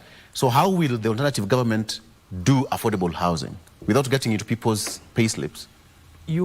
We have pension funds. For example, like we have our National Social Security Fund. Okay. We have our financial institutions. We have SACCOs. We have also companies that are building houses. Facilitate them. Facilitating them means you look into the issue of taxes so that they can truly build and sell something that is truly affordable. Okay? Wakili, when you listen to Mheshimiwa, because at the end of the day, there's something Wanjiku is waiting for. An alternative, even come 2027, even if President William Ruto wins another term, all right, there's, I call them contract renewal, including DG will go for a contract renewal in the next couple of months. But what should Kenyans look for this time around? Ideologies, political parties, or personalities? Those three things. Mike, sorry, Victor, I've said here once again, severally, and I will say it once again, that the common person, and I wish that they could be listening, should be very, very, very good in what is provided for in the Constitution. Number one, Article 1 says that all sovereign power belongs to the people. Now the people are mwananchi wa kawaida, Wanjiku. And that was on the basis under which the current regime came to power, that they promised things that made it simple for the common person to see, and they believed. And you see now, those things, for some reason, have not been fulfilled. The Constitution provides basic needs for every Kenyan. Talk about health, talk about education, talk about economic empowerment, talk about political, social gatherings. All that is coined in the Constitution. Now, the question every Kenyan should be asking, as you listen to one term, as you listen to two term, is this person singing one term? Is this person singing two term? Delivering that which the Constitution has provided? That's the question. How honest are our leaders? How honest are our aspirants? Because that is a whole chapter in the Constitution, what is we call leadership and integrity. So that if my good friend DG has got an issue, Kenyans should be bold enough to tell him that, hey, look here, we are not going to take you back because this one act is what tainted you during your time. That's rule of law. That's rule of law. Okay. And, you know, when you talk about leadership and integrity, I think it's on that basis that all our foundations should be built on, such that if you are implicated in a corruption scandal, you recuse yourself, you resign, you allow the investigative agencies to do their work. I think that is the kind of community that Kenyans long for. That is the kind of country that Kenyans really, really want. Because look at the things that are happening. Someone is implicated in a very serious corruption scandal, but they are still in office, performing the same functions. So the question is, how then do we trust them going forward? We are going to have an opportunity to bring people on board, people who are upright, people who are honest, people who are ready and willing to deliver. So that the common person should be asking themselves a question.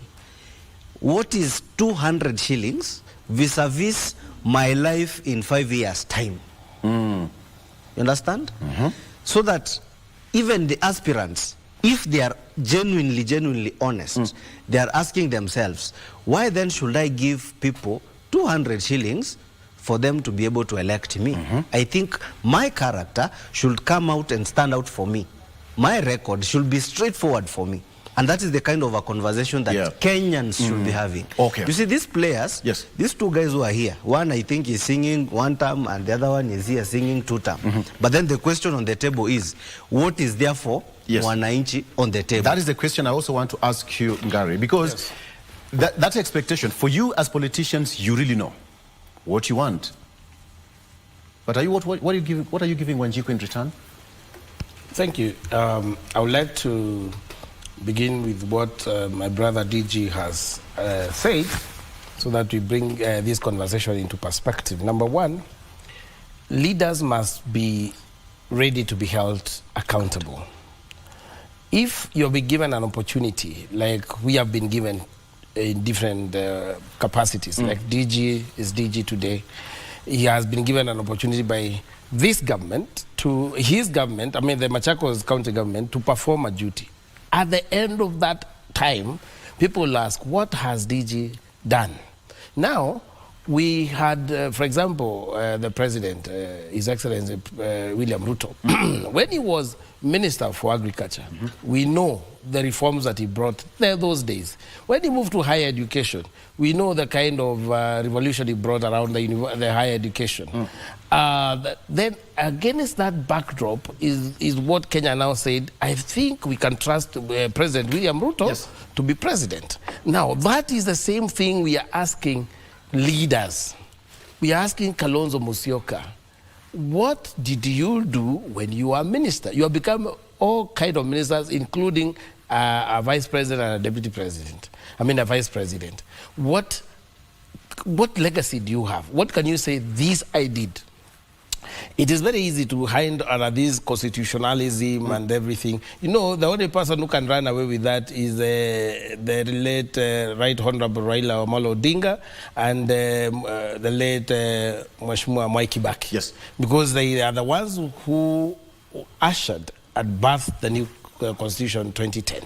Now, we are all bound by that Constitution. Now, you cannot keep oscillating around what you have, what we have, without telling us what did you do when you were given an opportunity and what will you do if given another opportunity. Secondly, is Mheshimiwa Deputy Governor of Machakos saying that in the event that the Kalonzo Musyoka becomes president, he will interfere with the independence of the police. Because he said, well, if Kalonzo becomes president, people, people will be jailed, people will be arrested. The president become an arresting authority. Because talking about journalism, you must. I think I think if I got it right, he spoke about the process of prosecution. You commit an offense, get arrested, presented. If he becomes president, people will be arrested. So is either he will be an arresting authority. So you must also respect institutions, so that it is very easy and casual to say, we will implement this, we will do this, but we have an independent police service, which Kenyans have fought very hard to have it independent. Number 3, it is very easy and boisterous to say, oh, there is corruption and Ngari cannot speak about corruption. I want to remind my Kenyans and my brother that during Kibaki time, we had a gloricing. We had a gloricing. During Uhuru's time, we had the NOIS, scandals that are known, people are arrested, money was lost. We have had President William Ruto, we have not had one corruption scandal. It is one thing the Auditor General raising an issue, and we know DG will attest to this. When you're running a government, an Auditor General can raise an issue. Once you clarify it, it is now well settled. The issues have been raised by the Auditor General for clarification, just as they have been raised in Machakos County, mega issues. But that doesn't mean they are corrupt. It means there are documents that they needed to submit. But we have not had one corruption scandal since President William Ruto took office. So we are very bold to say, tell us who has been corrupt. And you know the first incident where corruption was mentioned, when President Ruto came into power, it was in KEMSA. What did he do? He sacked the PS, he sacked the whole board, and reconstituted KEMSA properly. So if there is a person who has been with the forefront, without saying it, but we can see the result of that is President William Ruto. Moving very fast, I have heard my brother saying that this government gave promises which they have not fulfilled. And I want to tell him, I think you have become a student of the noisy, dishonest and disjointed opposition. Who? Him. Because he has said, the President William Ruto gave promises which he has not fulfilled. The truth is, the President gave, and the Kenya Kwanza government gave a manifesto. Yes. And they gave a promise. And it's documented in bottom-up economic transformation agenda. What is contained in that agenda? If you look at today, good news, my brother, as from Juicy, as from the day before yesterday, fertilizer prices in Machakos, where the deputy governor comes from, have gone down from 2,500 to 2,000. You can confirm that? He can confirm that? It is in the series. You love your chance. They have gone down. And where did the president bring that price from? 7,000. As from the day before yesterday, the price for certified maize, 2 kg bag was 600. Now it has gone back. It has gone down to 300. The president aggressively running the bottom-up economic agenda. If you look at today, we are talking about what the president promised and what has been delivered. If you look at today, we had universities becoming insolvent. We had universities closing down. He remodeled the higher education sector. Today, universities are running. Today, if you go to the village, if you come from coffee-producing area, prices of coffee have gone up. No, you cannot hurry me when you gave him all the time. Please allow me to enumerate I'm not hurrying you. I'm not hurrying you. Coffee prices have gone up. Okay. If you go to the sugarcane area, a dead sector that President William Ruto found, today the sugar sector is fully functional. I was waiting for that. If you go today, and I am happy he has said that because it comes from that area, he has been sleeping for donkey hours from Nairobi to Western. We have Lironi all the way to Mount Summit. Road being constructed. People are not going to sleep on the road again. Today we had Uhuru Kenyatta doing SGR to his farm in Naivasha. President William Ruto has been magnanimous enough to say we will get this SGR from somebody's farm all the way to Malaba. What is this promise that President William Ruto gave to Kenyans that he has not fulfilled? He said he will remove Mama Mboga from the rains, from the hot sun, let me finish this, to a decent place. Yes. In Machakos, where it is the opposition center, we have markets being constructed. In his constituency, President William Ruto has constructed over 600 markets across the country to fulfill his promise to Mama Mboga. Thank you. Which promise did the president make that was You've accused all of them. That's I'm called double. That is called double attack. I'm answering them. They accuse the government. They accuse President William Ruto. I am rebuffing. And now I'm going back to your question. No. You can hold that. I was responding. Now you can hold that a minute. You can hold that for a minute. Mheshimiwa, you've had 2,000 shillings. You had that from him. You can confirm. Let me say this. It is not what he thinks is true. It is what let him walk to any serious board stores and buy fertilizer. Gary, now you're becoming an ekla. No, I'm just telling you. Victor, none of these gentlemen is a farmer. I can show you a message. Let me speak from the perspective of a farmer. Okay, fine. As you do that, maybe DG can pick up from fertilizer subsidy. You can read my message. I have been allocated fertilizer. I can. I am a farmer. I can. Yes. I can. I'll take that phone later on. Mheshimiwa, go ahead. What I'm saying is this government will go down to record as the only government that never recognizes the existence of devolution in Kenya. And that is why I talked about constitutionalism.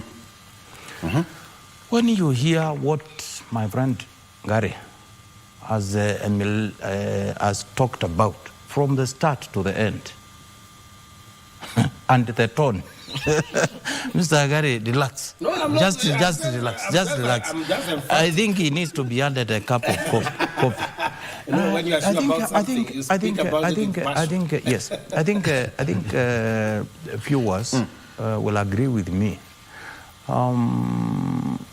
Systematically, if you pick today's, just the budget that was passed the other day, just simple mathematics. See, what was the proposed total budget? What was that was allocated to the devolution? Cleverly, this group has allocated almost 7% to devolution. If you ask Gary, they will tell you, no, we have allocated. It is now 27%. Because they hide on the clause that talks of the last audited accounts. And who does them? Them. Systematically killing devolution. And when you hear him talk about, actually it is only one project. Two. It is only 2 projects. Among them, very many, because you have given him almost 13 minutes, saying a lot of nothing. Only 2 projects belong to national government. That is the highway, the program on the highway, the Mau Summit, that the Riloni Road, and what they are saying was the expansion of that road, and we have not seen much about it. We just saw the launch and the communication. We will talk about these programs and their costs. You know, they are known. When he is talking about corruption, name any project that has been implemented by national government, and you will find it actually it is almost 10 times the normal cost. The famous, the Gong Road, the Resco's Talanda Stadium is case in point. Something that was, it started with, I think, 28 billion. It went up to over 100 plus billion. How? And you can see, even he is sweating because of money. Money. So in this case, look at because you talked of corruption. That's why I'm getting to these things. And the starting one, in summary, is devolution. You are killing devolution in Kenya. Those things you are saying here, because I'm in devolution space, because you are a Kenyan and you also come from devolution, anybody can talk about them. But it is good we clarify, this is supposed to be a county function that the national government has not released and released resources to remain in counties. And it is the constitution that ensured I'm a deputy governor in a county government. It is the same constitution that ensured there is also a deputy president in national government. Yes. Okay? There is also the same constitution that all these elected leaders and all structures of government are anchored in. So we need to respect, not sometimes we are there to eat when it is favoring us, and when it is not favoring us, we keep quiet about it. So it will go down as a government that is killing devolution in Kenya, and I stand by that point. Number 2, please, Mr. Ngari, Kenya is ours. I always think through what I open my mouth to when you are on a national TV like this one.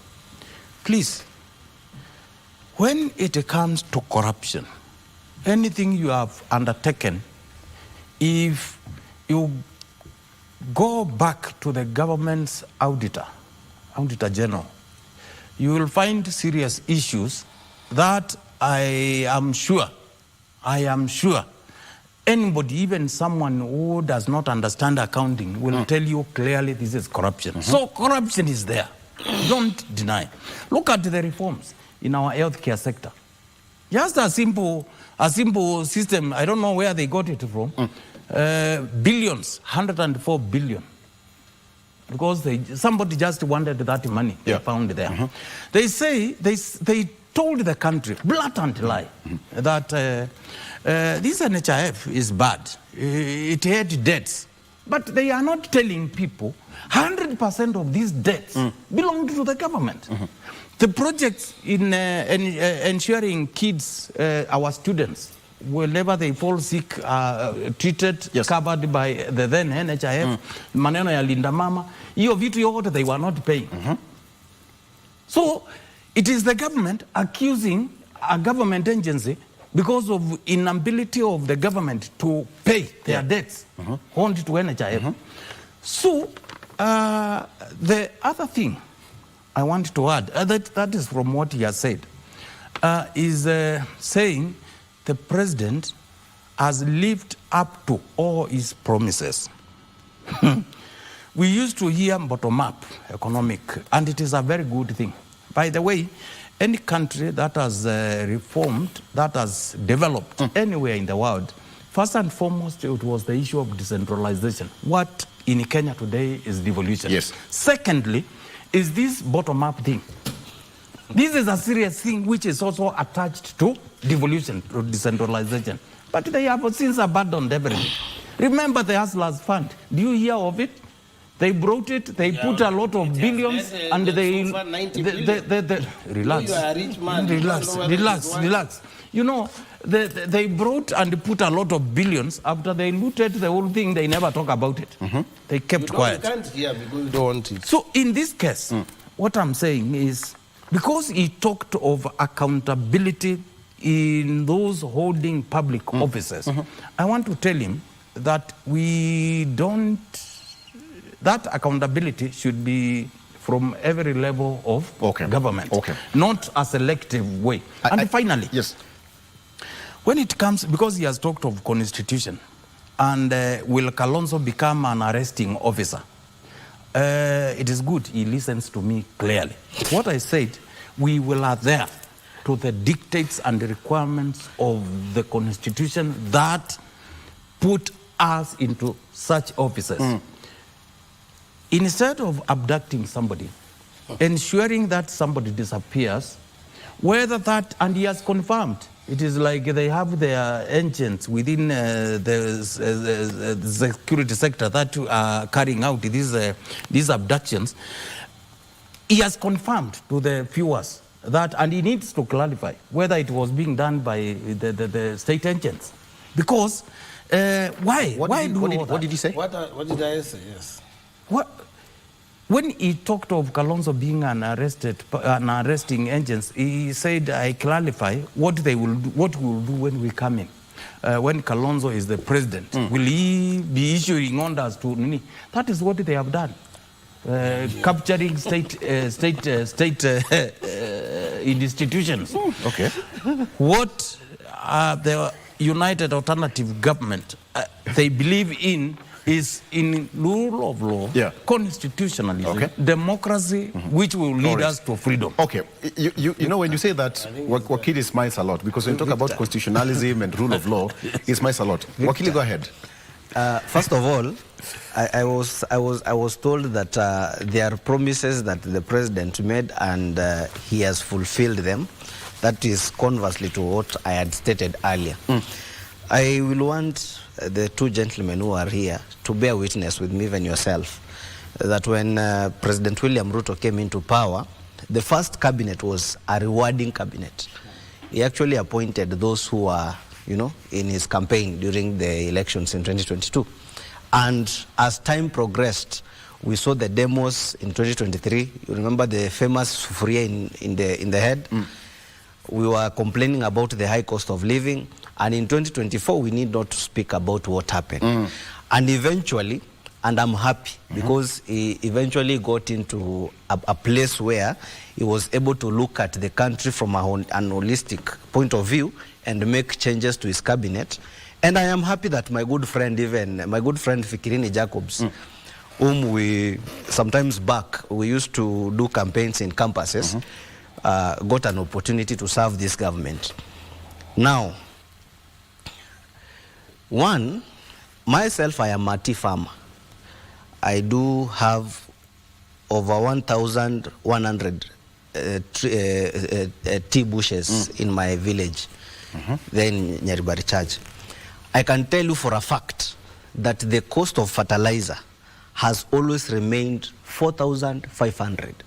And I take my tea to Kiamokama Tea Factory.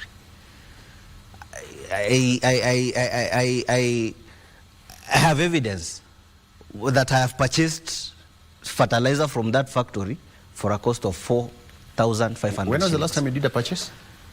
2 months ago. I have the evidence here. Now, I have been a sugarcane farmer since 2021 December. You said 4,500? I have been a sugarcane farmer since 2021 December. The same fertilizer, now the DAP, I have been purchasing 50 kgs of that fertilizer at a cost of 3,500. So, I don't borrow the idea of Mr. Ngari here saying that fertilizer has gone down from 2,500. It has never been 2,500. It's an announcement that was made by the president. Now, that is a political. No, that is a political statement. That is a political statement. Okay. And any aspirant or any person can make political statements. But the actual fact on the ground is that those prices have not been what Mr. Ngari has said. Now, number 3.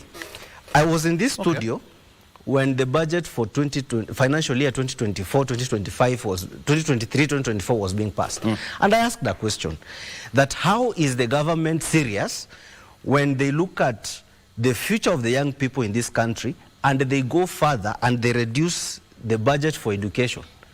The allocation for a student in a public school was reduced. We were in this studio. I remember that question. You remember that question? Yes. So if the government is serious, why do you reduce the budget allocation for education? You're supposed to be increasing it. Look at how the same, what we call capitation, school capitation, has been disbursed. Ni kama gari inaisha mafuta. Inataka kuenda, haiendi. That money comes in bits. You see, we are looking at a system of education whereby learning does not stop. Schools do not struggle. If this government is serious, then that is one of the key components that they should be looking at. Now, before I finish, we've had before President William Ruto came into power, we had a whole ministry called Devolution, which was actually killed in his first cabinet appointments. We don't have the Ministry of Devolution. So how does the government ensure that the 15% allocation that goes back to the counties is achieved? If we don't have a ministry in place, that would be a very good question for the DG to answer that. If there is no ministry to even tell Kenyans that this is what we've done. Thank you. You know? Thank you. Lastly, I am a chairman of a board of management of a school, a public school in this county, Kangemi High School. And I wish that today Mr. Ngari would pick me and take me to President William Ruto, so that probably I can remind him of his promise. He went there and he said that he will give 10 million to the school so that the school can be uplifted. You know, we have worked through what we can do. But I pray that the president can actually give us even half of that money. When was that? 2 years ago. That the president can actually give us even half of that money, which is 5 million, so that we can actually do the development that he meant. Have you made any follow-up? We have written a lot of letters. We have sought meetings. But today I'm happy that Mr. Ngari is here. Okay. He can actually pick me and drive me in his car and take me right to state as where President William Ruto is, so that I can actually remind him of the 10 million. He's on a working assignment in Narok. Okay, but gentlemen, a quick question because of time. There's a question I want to ask all of you. What do you think is going to be the biggest test come 2027? The biggest test, either for the United Alternative Government and the incumbent. What is going to be the biggest test? Just direct to that, Gary. But it is important to educate my brother, because when you who in particular? You are my brother Wakili. Okay. Because when you advance falsehoods, it is good to deal with it. Number one, you cannot enjoy the low prices of fertilizer. The good thing about my good friend Ngari is that he doesn't listen. No, wait a minute. He needs to listen to the question. What have I not listened? No, wait. Just answer the question. I want to help you. No, this is free. And please consider taking me to President I will help you today. Today you live here helped. The truth of the matter is, my brother, for you to enjoy the subsidized fertilizer, you have to register. You have to be registered as a farmer. In my portal here, I was registered. Dear Stephen Njoke, you have been registered and for agricultural value chain program. Then from there, you are told, go to the, there is a message here, go to the nearest NCPB store and you are given an allocation depending on the size of your farm. My brother Wakili thinks he's a rich man. He doesn't need to register. He goes to a factory, buys fertilizer at a high price, then blames it on President William Ruto. No, the good thing about Let him, my brother, please go and register. You are a lawyer. No, it is my turn. I've been asked a question. It is my turn. No, these are facts. Read He doesn't have facts please read. as to whether I'm registered You are not. Give us a message. I have a message here. No, let him show us a message where he is registered. Just a minute. You registered? Yes. For the sake of the viewers, have you bought a bag of fertilizer at 2,000? 2,000. I bought at 2,500 last season. Victor, this time. For you to be able to be registered, what is happening? Okay. For you to be able to be registered, you have to hit a certain target of bushes. No, please. 3 bushes for you to be a tea farmer. If you don't have 1,000, you cannot be registered. My brother, as a small scale please give me an opportunity. Right. And we cannot. And what we are realizing is, we have two opposition guys, and they cannot allow us to tell them the truth. The truth is, it's an open let him give us his message where he registered. You can register a quarter an acre, an eighth an acre. You register your farm. Then the government will allocate, give you an allocation. Okay. So you cannot listen to people who sit in Nairobi and they think they have money, they can go and buy at the higher prices. Okay. Now, you have asked a good question. What is this one thing that Kenyans want to hear? Kenya has grown as a democracy. Kenya want to hear, what is your agenda? What is your plan? What is your manifesto? I'm showing you my message. I'm answering my question. Okay. What is your agenda? What is your plan? We have sat here. I've enumerated the agenda for President William Ruto. We have sat here. I've enumerated what President William Ruto is striving to achieve as a manifesto. All this time we have sat here, these people cannot say one thing that the alternative government or that the disjointed opposition wants to do to Kenyans. They cannot oscillate about constitution. But I mean, at the end of the day, what are you going to do about the economy? So what are you going to do about agriculture? What are you going to do about housing? What is going to be the biggest test for the government? The biggest test ahead of the elections? The biggest test for the government is to explain to Kenyans what President William Ruto promised and what he has delivered. Thank And you. that is why I wake up here every day to explain, because the work is too much. We are short of rebels. To just explain that the Kenyan Mwananchi need to know that President William Ruto has made promises and has delivered on his promise. Thank you. So that we do not, the President William Ruto is not marked on the propaganda of the opposition. DG, the biggest tests, because you're 349 days actually today, 349 days to go. Yeah, he has a case to answer with the people of Machakos. Answer the question. One is integrity in leadership. Two, I'm surprised. You know, I've always respected Ngari, but I don't know what happens. This Uda group, I don't know. I think they take something, a secret oath of some sort to lie. Maybe for Gary, I doubt. This morning, the point is, to answer your question, one is integrity of those in office. Yeah. The issue of lies are obvious. You have just heard from him. Remember the issue of the bottom-up, whose agenda they have already forgotten. The issue of constitutionalism. Actually, everything what Mr. Gari is brushing and saying we cannot keep on talking about the issue of constitution. It is very critical. If we are to develop this country, in all ways ensure there is a functioning devolution in Kenya, you have to stick to the rule of law. And earlier on, Victor, and I joined my friend in telling him he needs to listen. You asked me almost a similar question, and I am elated. I stated a lot of things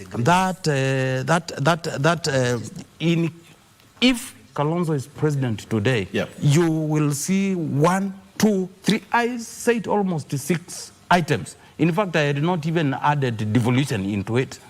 So, in this case, there's a lot. There's a lot that needs to be done. And the issue of you people, you have got no agenda, you have got no, that is a political thing. You want me to take one? Just what you will do for the sake of Gary. For the sake of Gary. For the sake of Gary. 2,000. Just listen. That's the conversation. I'm will saying. You bring? Gary, I told you to stop being Akil and listen more. For the sake of him, let me repeat. Let me repeat. For the sake of him and others who are thinking like him. What are you doing for the people of Machakos? Number one. And they are crying every day. My friend, don't disrupt, just relax. Number one, so you have asked a question, a direct question. Just number one, there will never be abductions.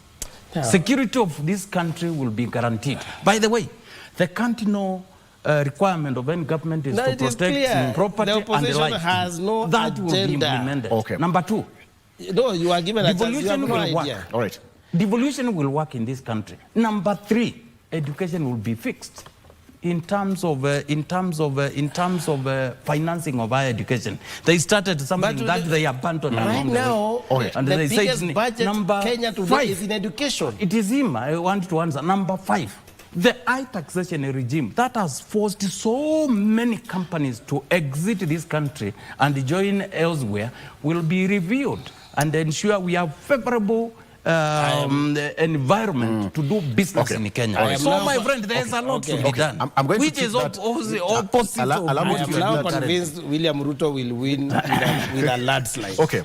Allow me to treat that as your closing remark. Wakili, you are showing you something? I was showing he has nothing. Yeah. He is registered to a SACCO, some funny organization. Instead of going to the government, he is going to some con artists. All right. Which SACCO is that? I was showing him the message from Greenleaf, especially from the factory that I spoke about. We are out of time. When things are Out of good, time. we are very honest. When things are good, we must always give credit to where it's due.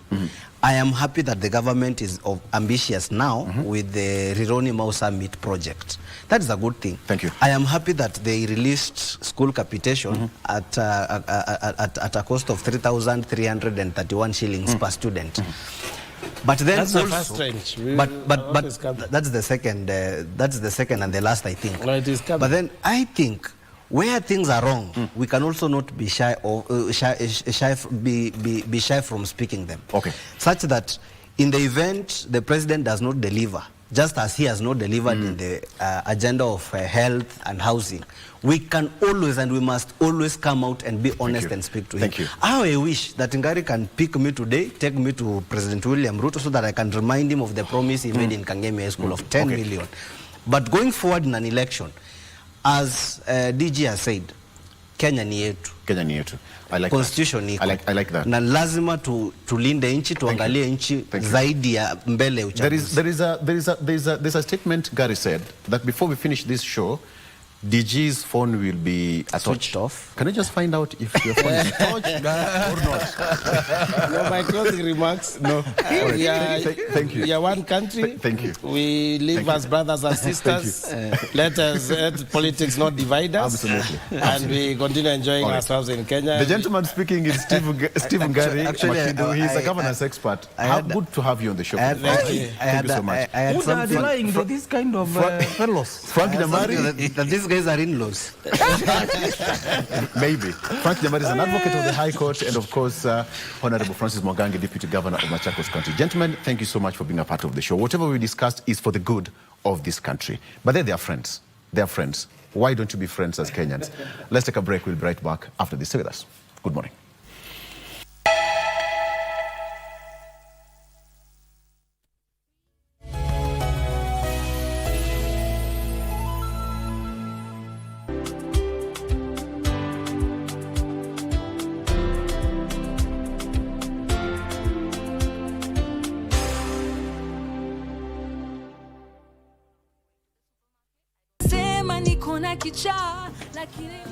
This is the exact thing I was talking about, but he'll be okay in a few days. Awe na Mandi mketi chini ujue utampangaje. Kisheria yeye ni Taki kusikia hiyo. Tulia kama. Bado Lili amenikulia moto. Anaweza ngoja ndio pia chief akuwa amekuja onge na yeye. Mshaambia chief. Go easy on kama bana. Brothers and sisters. Bwana Yesu asifiwe. Sijui tufungue na maombi. Unatakaje? Mimi naona tu achisha hilo kauza hii shamba. Aende apewe nyumba kwa ploti. Uniambia haya ndio mambo alikuwa amepanga. Imagine amekuja kuniambia tu convince Chief Matata wasifanye DNA. Kwa nini?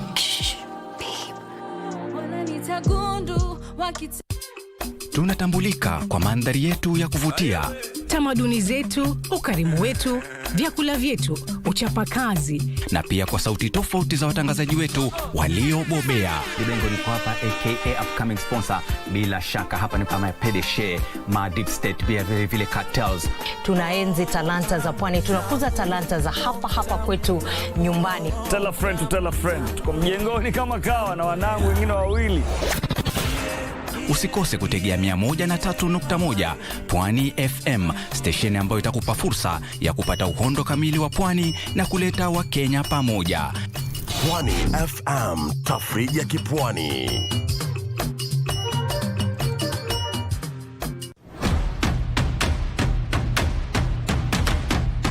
Lights on, volume up. This is where stories come alive. From local drama that hits close to home. Huyu ni nani? Alinivamia kiwa na vijana wengine wawili. Toka nje! Hii nyumba yako. Yote ni porojo. To international series everyone's talking about. Stories that pull you in. Characters you won't forget. Stop complaining and just get out of here. Go now, go. We turn up the volume. With music that moves, showcases rising stars and bring the beat straight to your living room.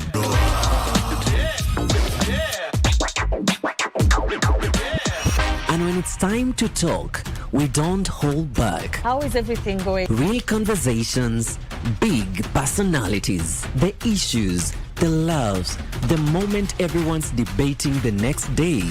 Every show, every night, different voices, one destination.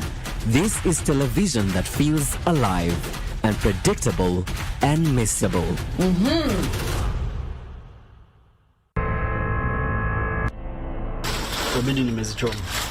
Abu anafanya biashara ya halali kabisa. Kwani unaenda wapi? Unakaa tu chini vizuri sana na unaona anatoka. Sema nakusikia.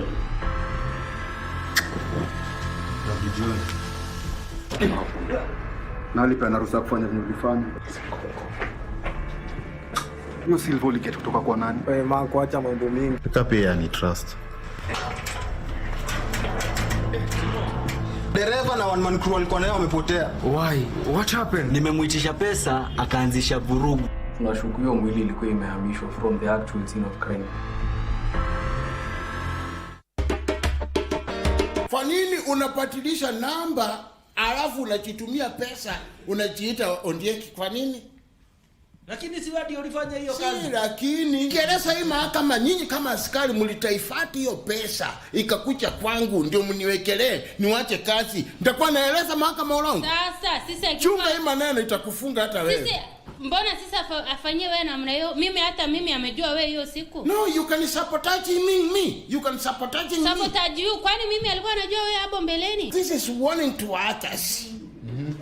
How comes you are sending money for another number which is not yours?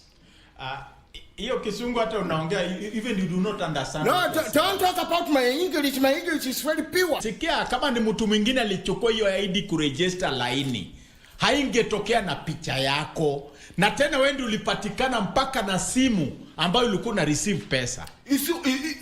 That phone, is it yours? Is it yours? Ilikuwa yako. That vehicle, is it mine or yours? It is mine. Thank you. Who has the authority to get inside your car? To get? Oh, inside your car. If it's a public car, whom do you expect to be inside? Mheshimiwa acha kumtetea sasa. Na wewe unauliza swali. Wewe hata usiniletee hata wewe sasa. Acha mimi nikiongele nimuongelee. Uliza swali ambayo itakusaidia.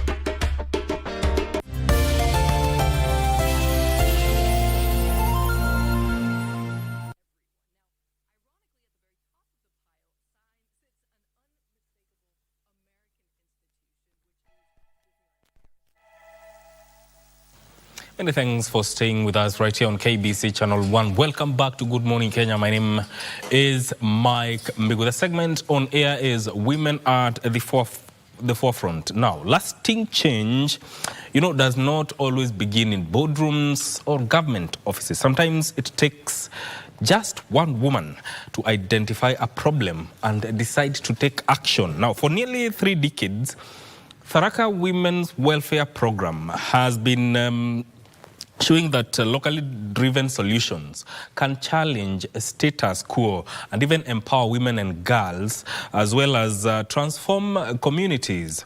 Now, today we hear from its founder about the journey, the challenges, as well as the power of communities that want to shape their future. I am speaking about Aniseta Kiriga, who is the founder, Program Coordinator, Tharaka Women Welfare Program. Welcome to Good Morning Kenya. Thank you. How are you doing this morning? I'm doing fine. Yes. I'm happy to be here. Karibu sana, and we are glad that you are here. Thank you. We talk about the change that we want to see within the community. Now, before even we get to Tharaka Women Welfare Program, how it started, who was Aniseta Kiriga before that? Aniseta Kiriga was a girl who came from a very humble family. Yes. Without anybody to guide her in anything in life. Yes. Who stayed with a grandmom, who went to school, and who saw challenges that women faced right from the very early beginnings of her life. And going to school through well-wishers. Yes. Nobody to mentor, nothing. Aniseta is that person who got to school, got employed, worked with Kenya Railways, moved to the rural areas. Of course, I was born from the rural areas. Yeah.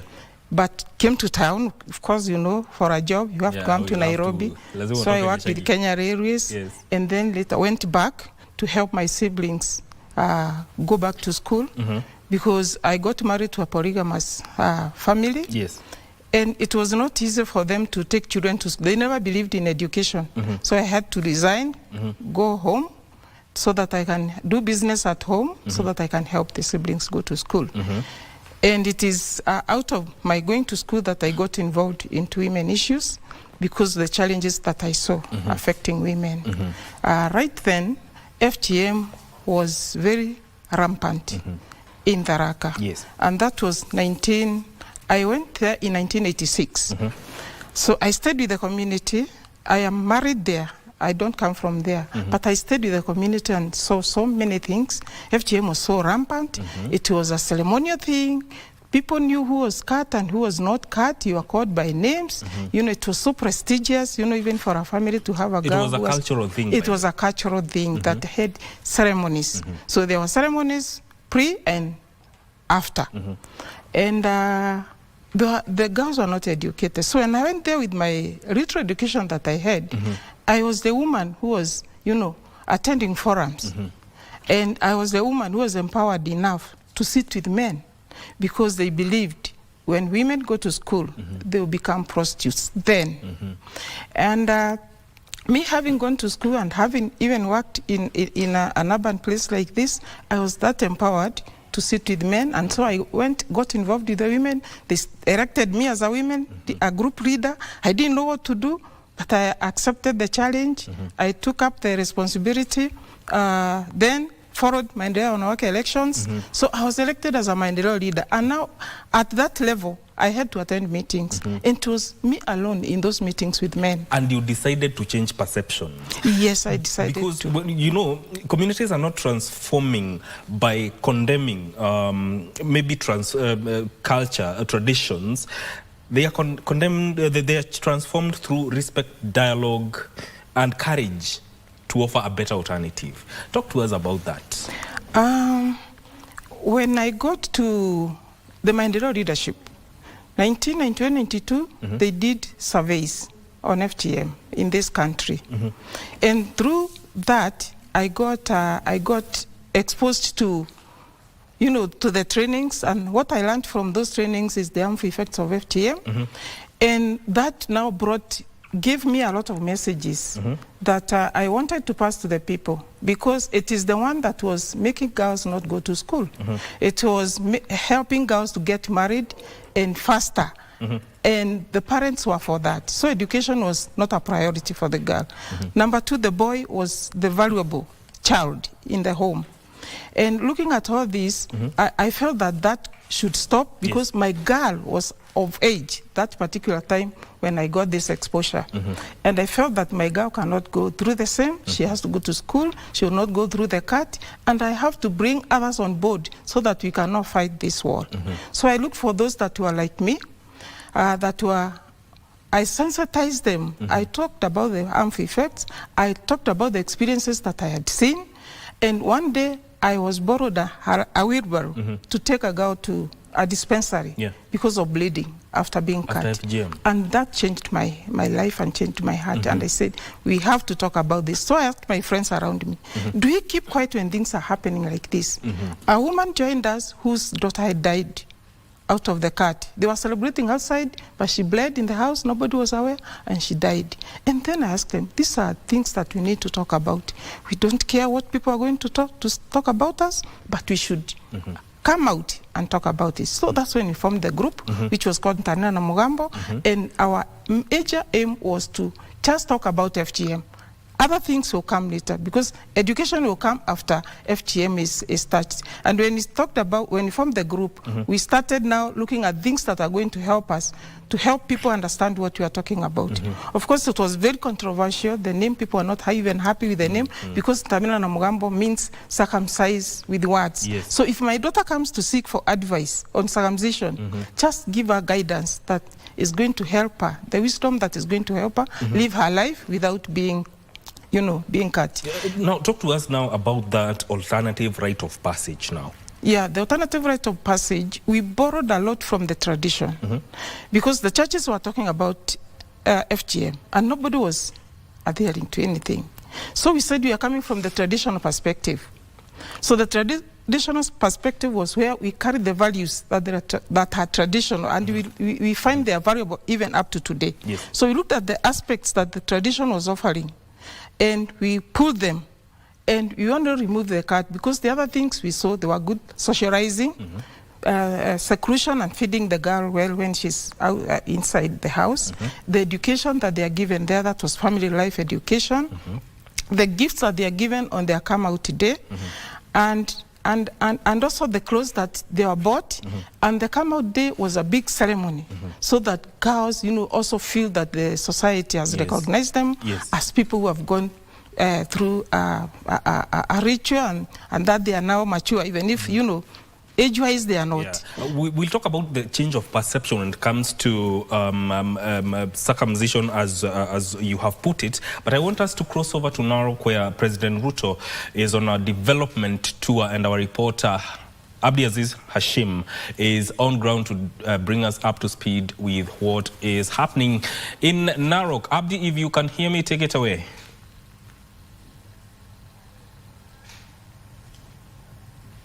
Well, thank you so much and good morning to Mike Mwig. We are coming to you live from Mulot. Remember that today is day 2 of President William Ruto's tour in Narok County. Of course, yesterday.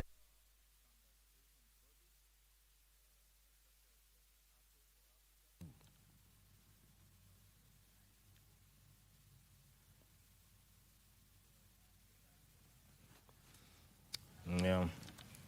That is our reporter Abdiaziz Hashim. Once that is fixed, we shall bring you live updates of the tour that is happening in Narok, where the president is inspecting and launching projects. Let's take a listen in.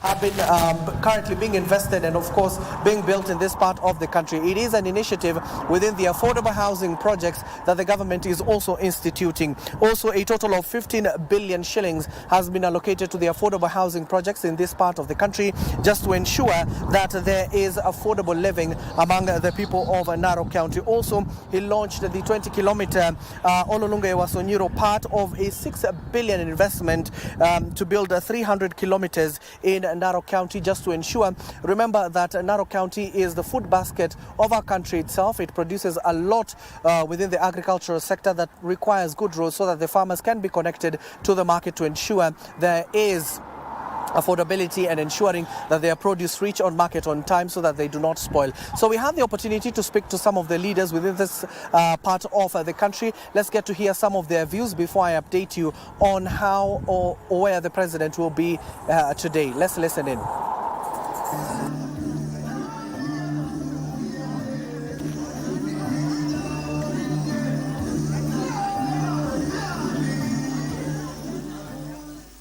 I've seen a president actually who listens very keenly when issues are being raised by Maasai people. And for me, seeing good roads happening here in Narok is beautiful for the economy. It's wonderful for not only our local economy, but for the national economy. As you know, Narok almost feeds a nation. Without Narok, there would be no cabbages in Nairobi today. Without Narok, there would be no beer in the bars, because we produce more wheat than any other county, produce more potatoes than any other county, more cattle than any other county. So to see infrastructure, the president bringing this kind of development, roads, especially tarmac roads like we saw him launching, one of the most economically important roads in Narok County, or let me even say Rift Valley. That's a road from Enengetia to Olpusimoru. That is like the bread basket for Kenya, that whole region, the northern part of Narok, where we produce all this farm produce for national consumption. So to see that happening means that it's good for our local economy, it's good for the national economy, and it's good for the health of the nation, because a nation that is malnourished, that doesn't have sufficient food, actually, or a farming community that's not able to deliver food, farm produce to the market so that the rest of the country can access it, means that, you know, we are in a very serious trouble. So I think what we saw today is a demonstration that this president is committed to bringing development to marginalized community like the Maasai people.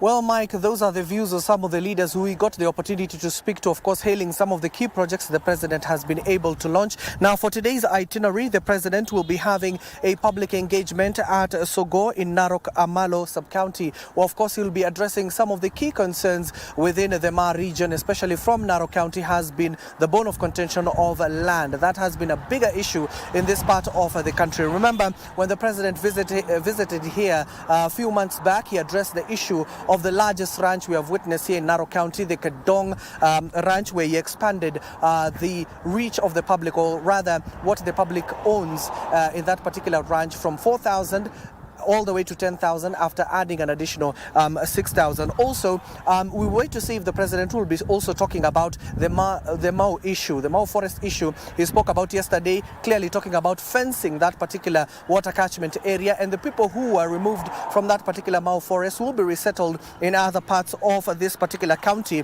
Of course, with the president clearly stating that the government was in talks with the Chelugut family to ensure that in Narok West, to ensure that they facilitate permanent relocation for the resettlement of the over 20,000 people who are resettled from the Mau forest. And aside from that, we're currently on our way to Emurua Dikir, approximately over 100 kilometers from Narok, where the president will be having key engagements, and including in Transparent Sub-County, the president will be launching the Johanna Ngeno University. Also, he'll be break ground on the ceremony for the affordable housing project, and also will inspect the Emurua Dikir ESP market, and then finally he will finish by launching the Mogodo Charamagoi Road. Those are the key projects the government will be focusing on this morning. As and when we get hold of the president's event, we'll be coming back to you. For now, Mike, back to you. Thank you so much, Hashim, for that update. And of course, we shall be bringing you more updates of the president's tour in that part of the country as time goes by and as it happens. Coming back to a conversation, you know, we were talking about the alternative rite of passage that you have championed when it comes to changing perception about circumcision and, by extension, FGM. What can you say has been the impact of it? The impact of it came from the people that started this thing, who is me with other group. Yes. Other women that were not for circumcision after sensitization, and they were willing not to circumcise their daughters who are of age that particular year. And so we decided to come together and show people that something can happen. Because when there is a gap, you said no circumcision, then what will happen to what was being done? And how will the community now fill in that gap? So we saw there was a gap that we need to fill, but fill it in a different way. So we brought our girls together. We took them for seclusion like it is done traditionally. Yes. They were given the communication skills, both traditionally and the modern communication skills, so that they believed, because the communication skills that were out there traditionally were, you know, some of them were practical. So like a boy puts a stick before you, that means he's giving you a date or something like that. Yeah. So how do our girls understand?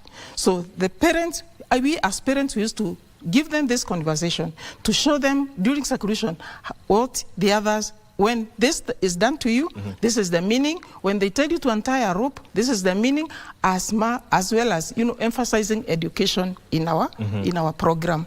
And when the girls believed And so what we gave them, they went out telling the others, there is nothing that we are missing. If we miss the cat, we will not miss life, because we also get the information that is given to the girls who have gone through the cat. And so when we did that, we had that girls initially. We started with that girls in 1996, and the alternative rite of passage was done there.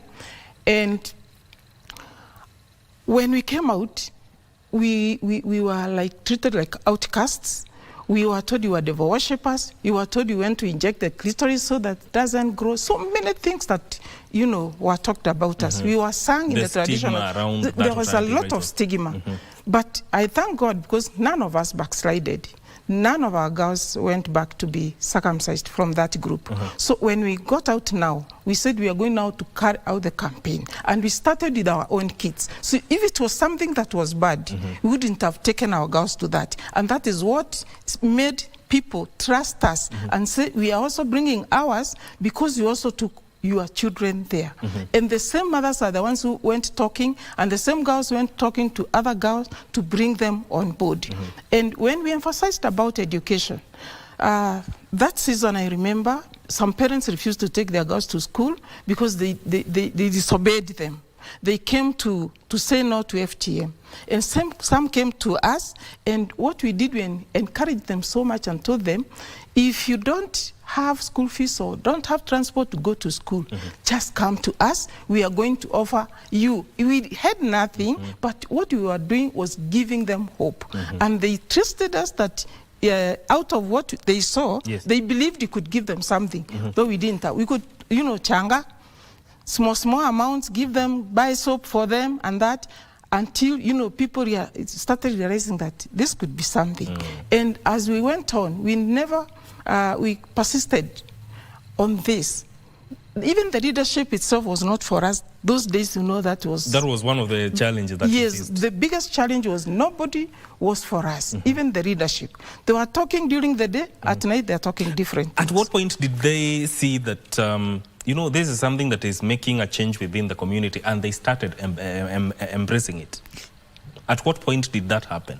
That you had now the support of the community, you had the support of the leaders?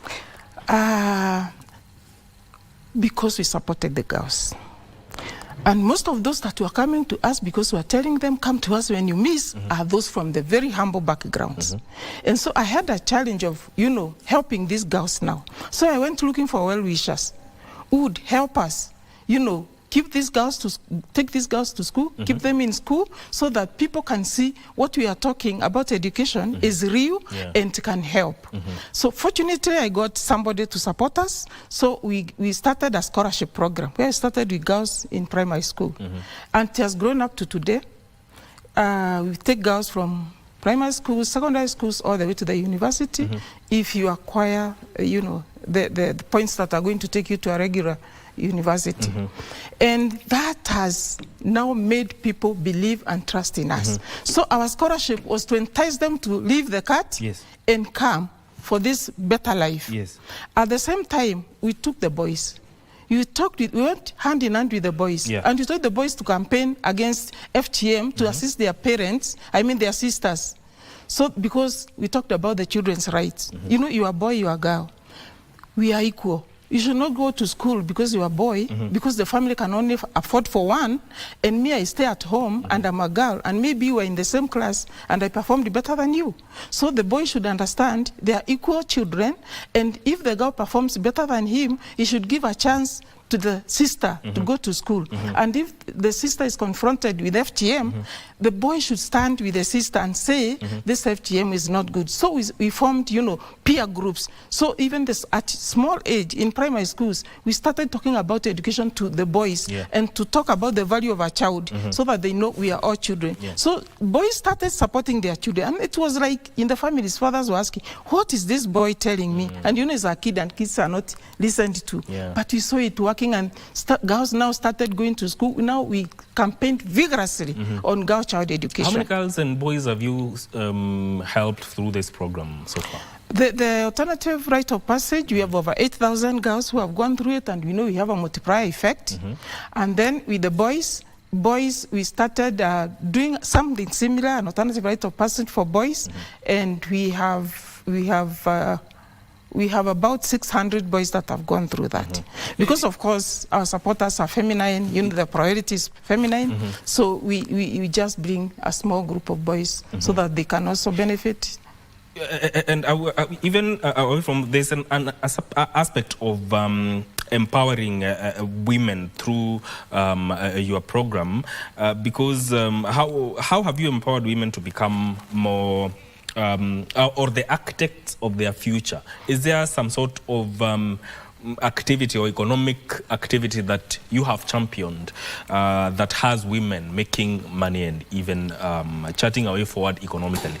Yes, both socially and economically, we have impacted women. I remember I said these women were not coming out. They could not sit with men.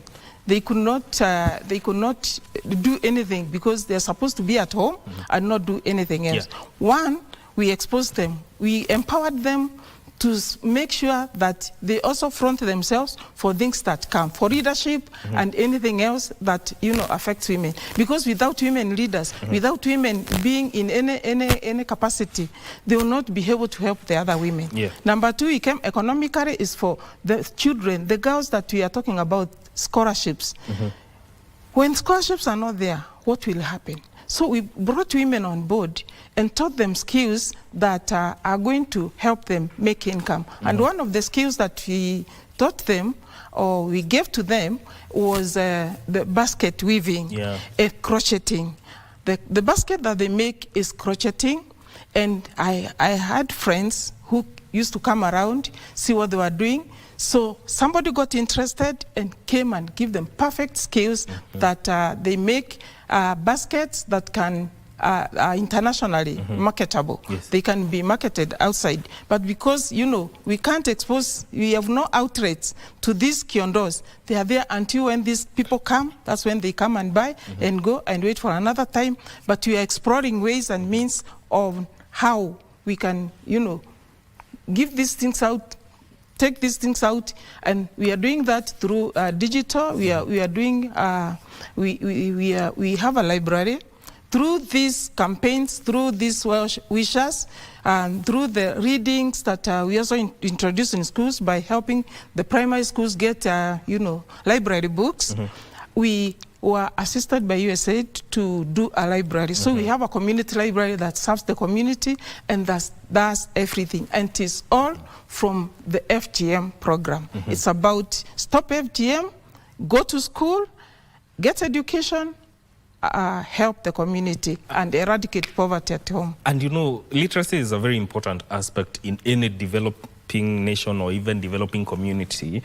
Why do you think it's such a powerful tool for women independence, socially, economically? Education, most of the women, let me say, literacy levels for women were very low then. And most of them had not gone to school. So when we started, passing out these skills to them, we did it through centers that we formed, which are adult information centers that we call them, on the literacy side of it. Yes. So we wanted women who do not know how to read and write, get those skills too. And they have gotten them, and they are the skills that they are using to make these kiondos, because they can write names, they can draw, they can, how do I say it? That art of, innovation. Yes. They can do anything, any flower, any design on that basket, and it is out of the adult, education that we give them. And socially, that has also empowered women, because we see those that have gone through the adult literacy have also, those who dropped without certificates, we have helped them get certificates, and today they are the area managers. You see now they're in leadership. The assistant chiefs who are there have been some of our adult literacy, teachers. We have encouraged them to go to school, and now some have diplomas, some have degrees, they are chiefs.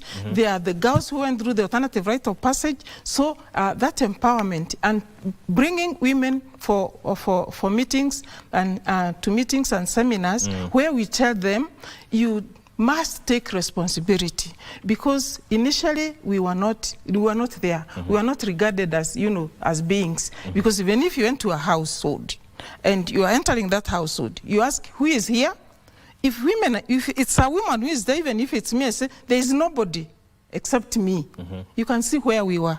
But today we are not there. We can see now women leading, women head teachers, women in other organizations, women in the church, in the social gatherings, everywhere we go, the structures, we will find women there out of the empowerment. That after all these years, you started with a single program, but it has morphed to address so many things within the community. What still makes you wake up and want to do this work? When we started with FGM alone, we brought in education. We brought in adult literacy.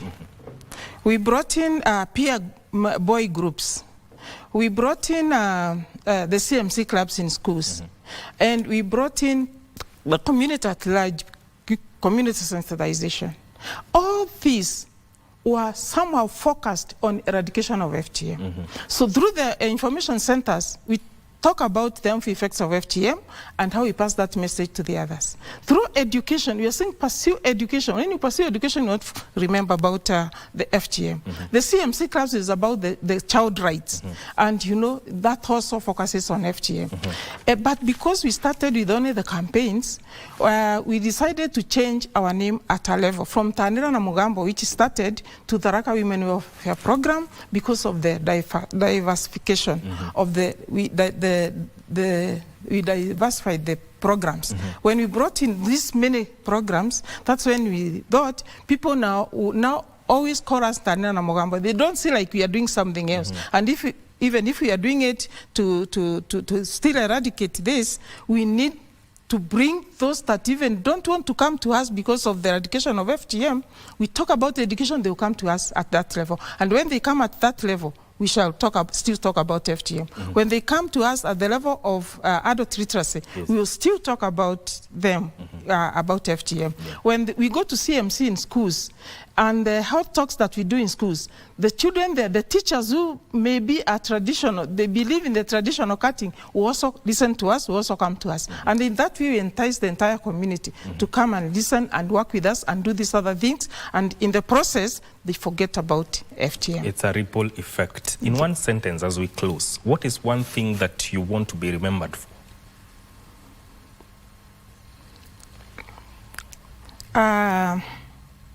I want to be remembered as a woman who sacrificed for the other women to see that they believe they are women, they have a voice, and they can help others who are voiceless to become women. And I want to be remembered as a woman who has helped other women be sustainable, so that they can also help their girls to be sustainable, both socially, mentally, health-wise, education-wise, and economically. Yeah. What is your parting shot?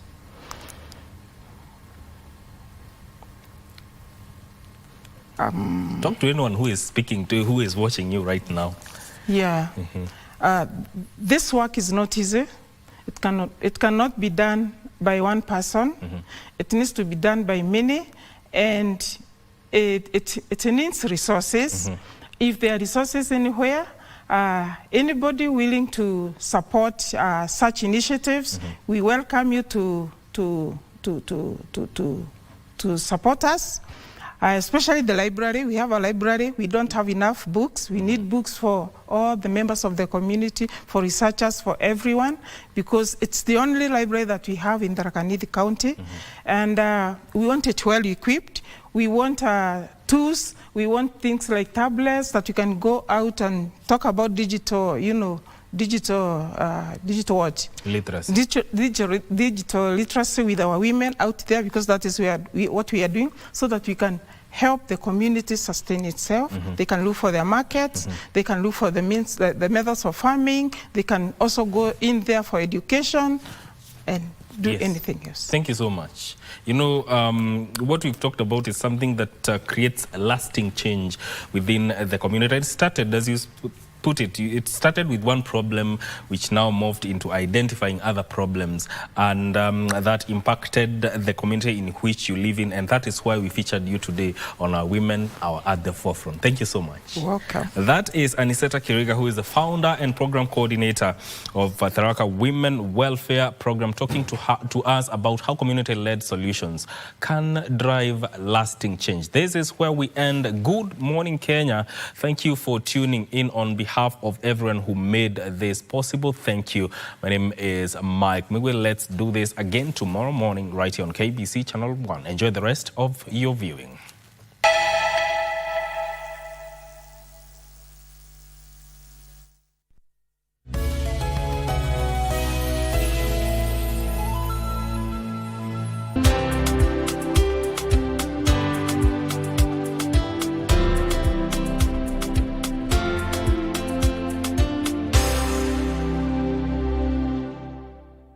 The wait is over. KBC Iko Huduma Center. Starting with Nairobi, kupata huduma za KBC imekuwa rahisi. From digital guidance and signet services to booking of commercial adverts and documentaries. Visit our dedicated desks at Huduma Center GPO, Times Square, Makadara, Kibera, or Eastleigh. Tunakungoja hapo. Whether it's a casual announcement or a specialized media solution for your business, we are here to serve you. KBC at Huduma Centers. Moving closer to you. Your station, your service.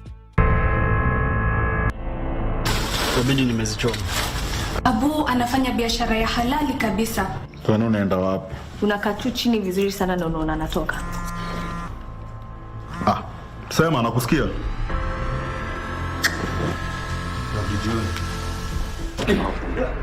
Nalipa na ruhusa kufanya vinavyofanya. Hiyo silver uliketi kutoka kwa nani? Wewe kuacha mambo mingi. Pia ni trust. Dereva na one man crew walikuwa nayo wamepotea. Why? What happened? Nimemuitisha pesa akaanzisha vurugu. Tunashuku mwili ilikuwa imehamishwa from the actual scene of crime.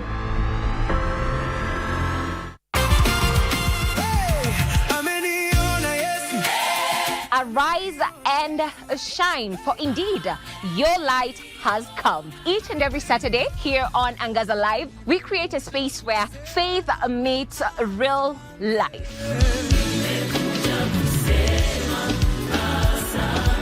We bring you guests with powerful and inspiring stories, from gospel ministers to performing artists. We get to tackle conversations that matter with biblical truth, practical wisdom, and reignite your hope.